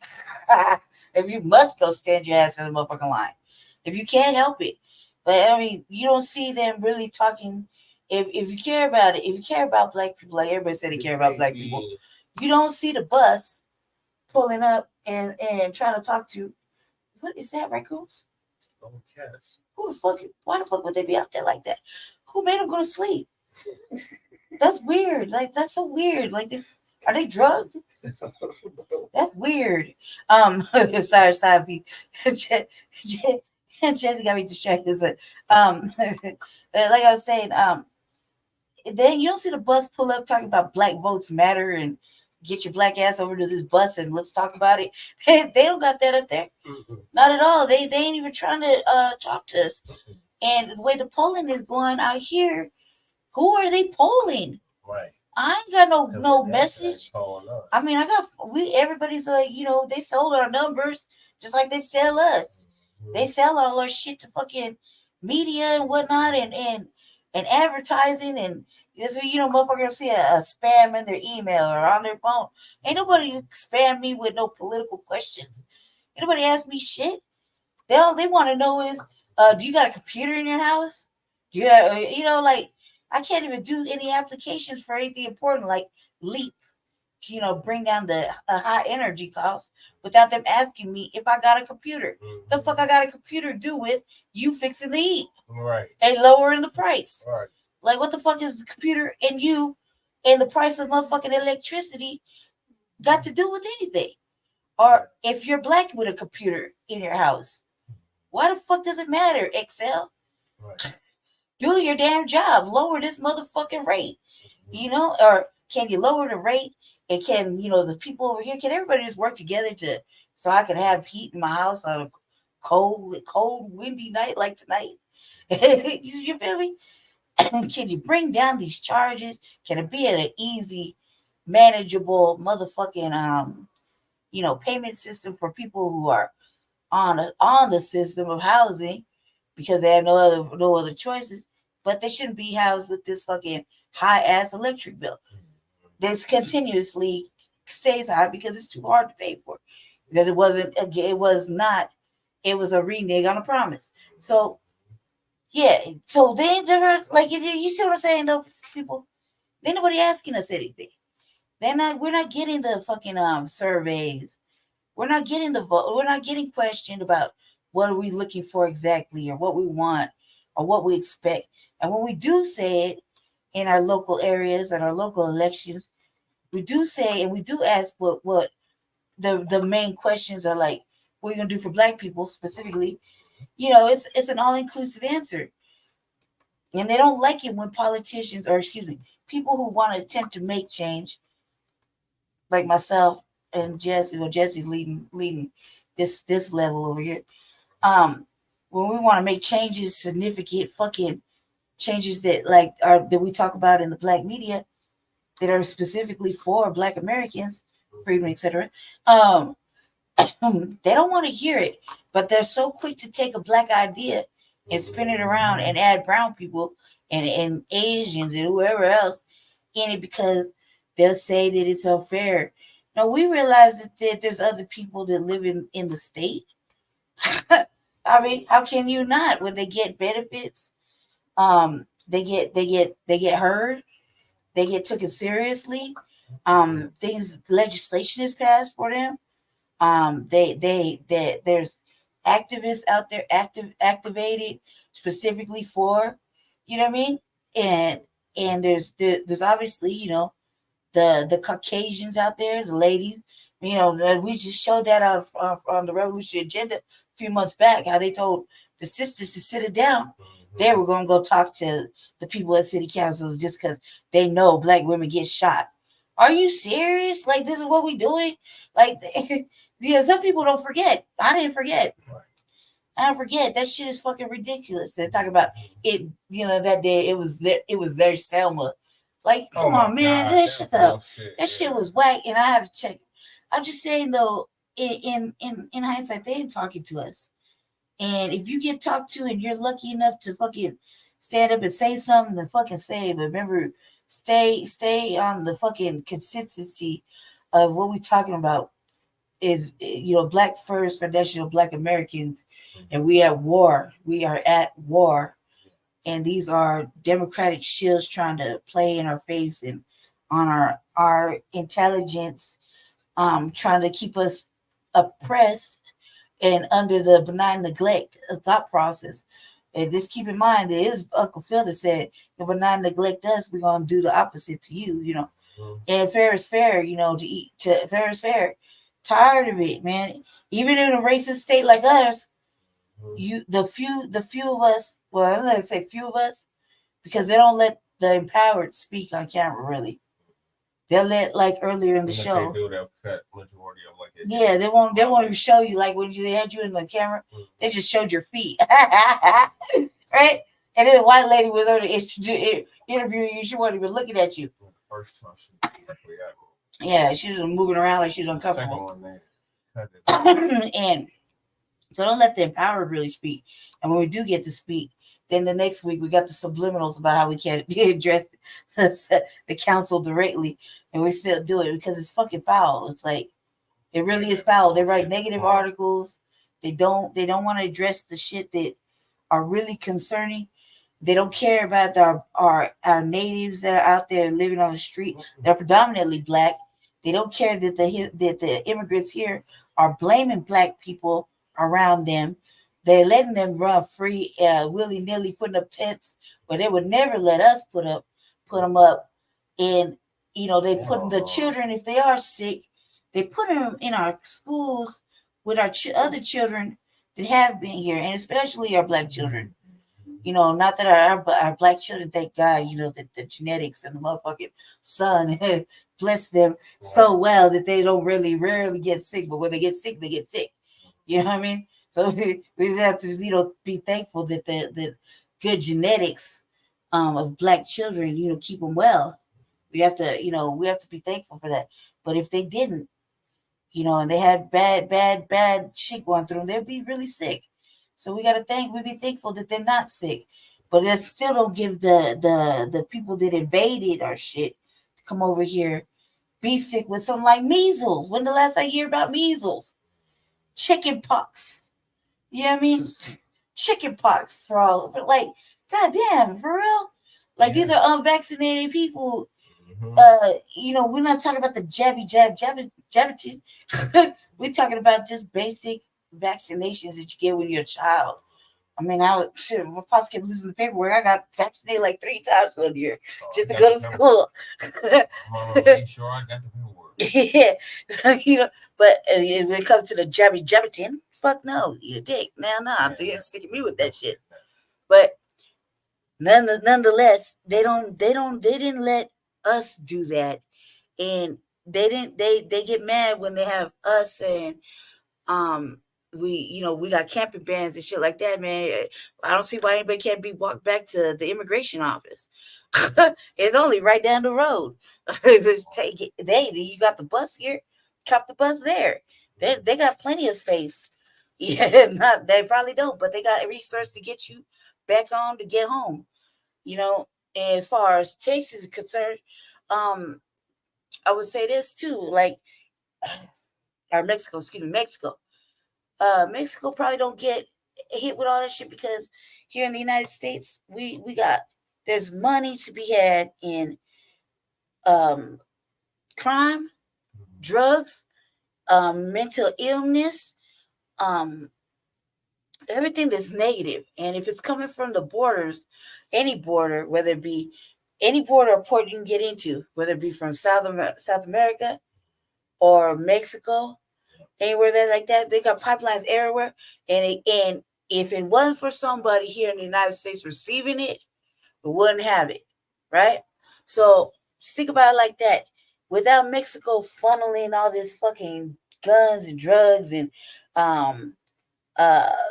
children too, young women, all that extra stuff like that, if they weren't going through there and taking it from the other states and the other countries too, then the United States wouldn't have so much of that to try to cure. They need that in order to keep the reasons to have this funding. The reason they need, we got a lot of crime. We got a lot of crime. There's too much drugs here. It's coming from Mexico. You better stop doing that. Don't you dare bite the hand to feed you, because they pay for Mexico to send all that shit. They pay for it. Like, Mexico just gonna say, here you go, and not get no bread back or not get no incentive to keep motherfucking the United States all fucked off like this. They got to get an incentive too, because if they really wanted to stop it, and the United States really wanted to stop it, they would have made it happen. They would have made it happen. And if that means cutting off this because you think it's an ally and you really cared about the people of the United States, you would make it work. But you don't. You find another way because there's always another way. But they don't want to do that, and they ain't going to do that, and they're comfortable in whatever the fuck they've been doing from the start of fucking God knows when. So I'm just saying, there's big money in keeping the people broke down, big money in keeping shit high, like the prices, your work, and not matching your living wage, not matching your the price it costs to rent an apartment. There's big money in all that. There's big money to keep people drug induced and triggered to where their coping skills ain't being managed correctly. There's big money to close down these schools, a lot, which doesn't make any goddamn sense to me now. You know, when I put some thought into it, why are cities be closing down the schools in our neighborhood, right? And they shipping the other kids to other schools, and then you know they put that's a system creating not only job loss, but you ain't got nowhere to put your children, so we got to red line the motherfucking district again, right? And then you putting people out of work, which leads to poverty. You know what I mean? You putting them teachers and the janitors and the aides and the, you know, the people that run the school out of work. You're putting the children out of a place to learn. You ain't teaching them correctly. And then you got the people that they get the funding for that to keep the schools running. Where they put this money at? Where the money at? Nobody ever want to talk about that. So, you know, but now you got all this influx of immigration. Are you going to go back and buy them schools back that you closed and sold off? Because they closed and sold the buildings, like immediately. So what you going to do about that? Nobody talks about it. And these are serious things. Like, of course, as Americans, just worry about your money. Like, where is your money going? Where is your taxes going? Because here in Colorado, they might say, we're taking all this money out. We want this to go from marijuana to go to this, and this, and this. And this, and this, and this don't get the money from the marijuana. But it's on our bill, it's on our ballot every year. And every year, the children ain't getting fed. The children ain't got no fucking AC in their school, heat in their school. They ain't even got a school sometimes.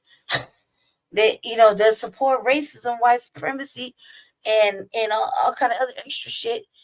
And they'll keep it brief, keep it pushing.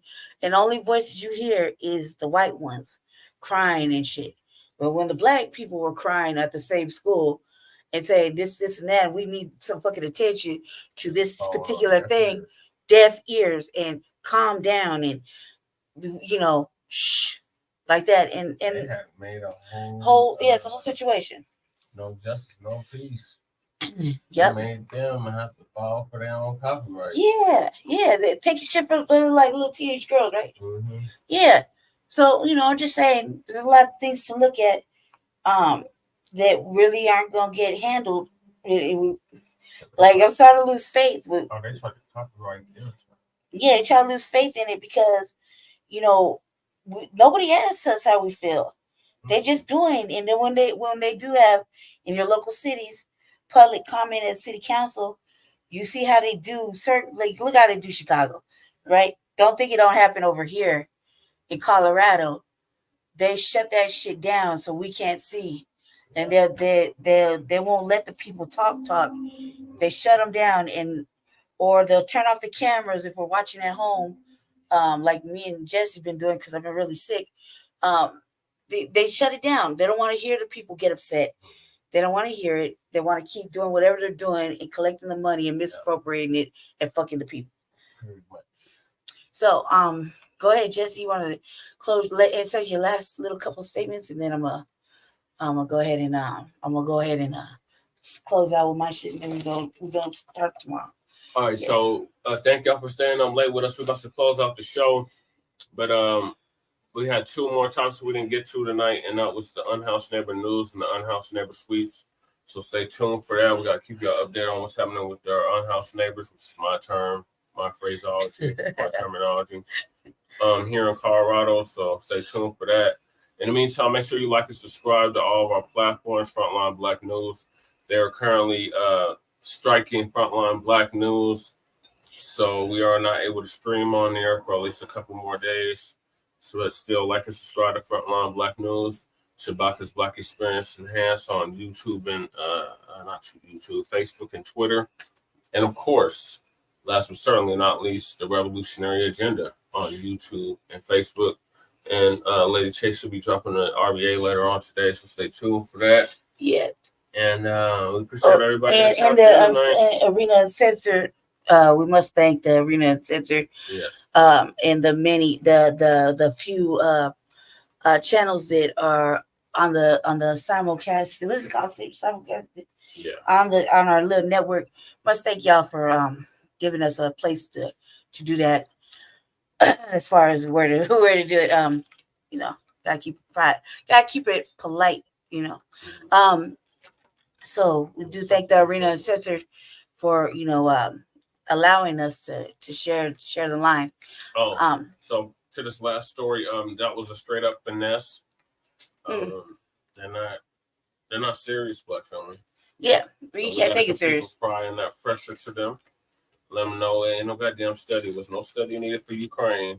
There was no study needed for Israel. There was no study needed for any of these foreign endeavors and affairs that they seem to love to send our tax dollars over towards. So, what study was it? What they really need, except to know that Black people were the first fucking bonds and shit over here, Wall Street. Motherfucking Black people were the ones that were here first. Yep. What more to say? Like what do you mean you really need to know that you gonna deny that racism, white supremacy didn't start? like we have to learn something new. Like I don't think we need to learn anything new except get louder and say what we gotta say. Stay consistent. That's what we need to learn. Consistency and quick pro. They need to learn just to cut the check and say, just cut the check. You don't even gotta apologize because there's no apology. You ain't changed. No, none of these states have changed. They consistently provide fucking benign neglect to the fucking city. We have to fight to get slavery off the Constitution, right? Off the Colorado State Constitution, and they ain't even implementing that shit. No, they still got slave labor going on right here in Colorado. Yeah, as I said, these studies are bullshit, man. Like what we ain't learned nothing new that we already didn't know. If anything, what we have learned is that they refuse to recognize and accept the fact that they have neglected us. They murder us, and they put people in jail for no goddamn reason, profiling, whatnot. There's no justice really. If there is any kind of justice, it took like 4 or 5 years to get it, so it's definitely unsatisfying. Right. They don't care. They'll allow anybody in here. And without going through the proper channels, and the ones that did go through the proper channels, how shitty is that? Right. How shitty is that? Like, motherfuckers have been doing it for like 10 years trying to get just even a simple visa so they can actually take care of families and whatnot. 10, 12 years having to learn proper English and the rules and regs of the United States. These fools can come in, get everything they need, which we showed you on RVA. Motherfuckers coming in. I'm still mad about this motherfucking brand new stove shit, whole apartments and whatnot. And you still got our people sleeping out on the street, like in boxes and in the rain and cold, and still have the audacity to fuck with them and not let them shit. Did you see New York let any of the natural or any of the actual homeless people that actually live there, been living there, stay in the motherfucking Roosevelt? I think not. And they only started getting upset when the black Latin countries started coming over here. Then it started becoming a real issue. And then I'll show you tomorrow when they start getting all upset because they see Haitians. Okay, they start getting in there feeling, hey, he's here. What are we gonna do? So I'm just saying they didn't let our unhoused black folk get up in the Roosevelt, excuse me.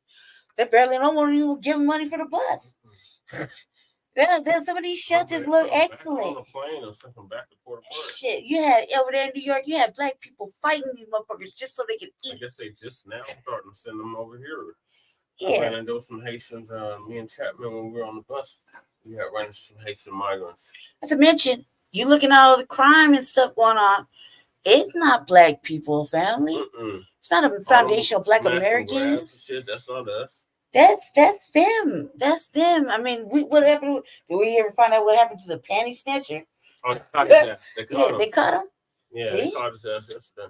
Yeah, there's a whole motherfucking immigrant breaking into houses, stealing bitches' panties out they fucking shit. Panties, not food, in my neighborhood. not nothing. Panties, okay. And he was one of those almond brown, light skinned. It's just all weird, just stealing panties, okay. But not to mention, we got chomos, we got motherfucking wife beaters here. We got a lot of fucking dangerous individuals here, but ain't nobody checking. And they get to float in under the system, under the guys we want to work, but that's not asylum. So I want to deep dive into a little bit. Here shortly in a couple hours. But I'm just saying, family, hold your vote like you hold your swilla or your children, ladies, or your children. Don't don't vote unless it's something tangible for you. Stay if you with us over here on the Black First, We Have War Foundational Black Americans. Stay strong, stay consistent. You were here, this message boosting. Then please and thank you, and we're so grateful. There's millions of us now out here, thanks to the new Black media and staying on course and applying pressure and just pressing the movement. And it's not gonna go in vain. Keep in mind, if you pay attention, it's really starting to become a issue for an issue for them, and sooner or later, like we've been doing it this long, 400 motherfucking years, a long time. We got this. We got this. So just want to say, stay black, stay dangerous. We do recognize it's the holiday season for some of you. Happy Hour Tuesday Day.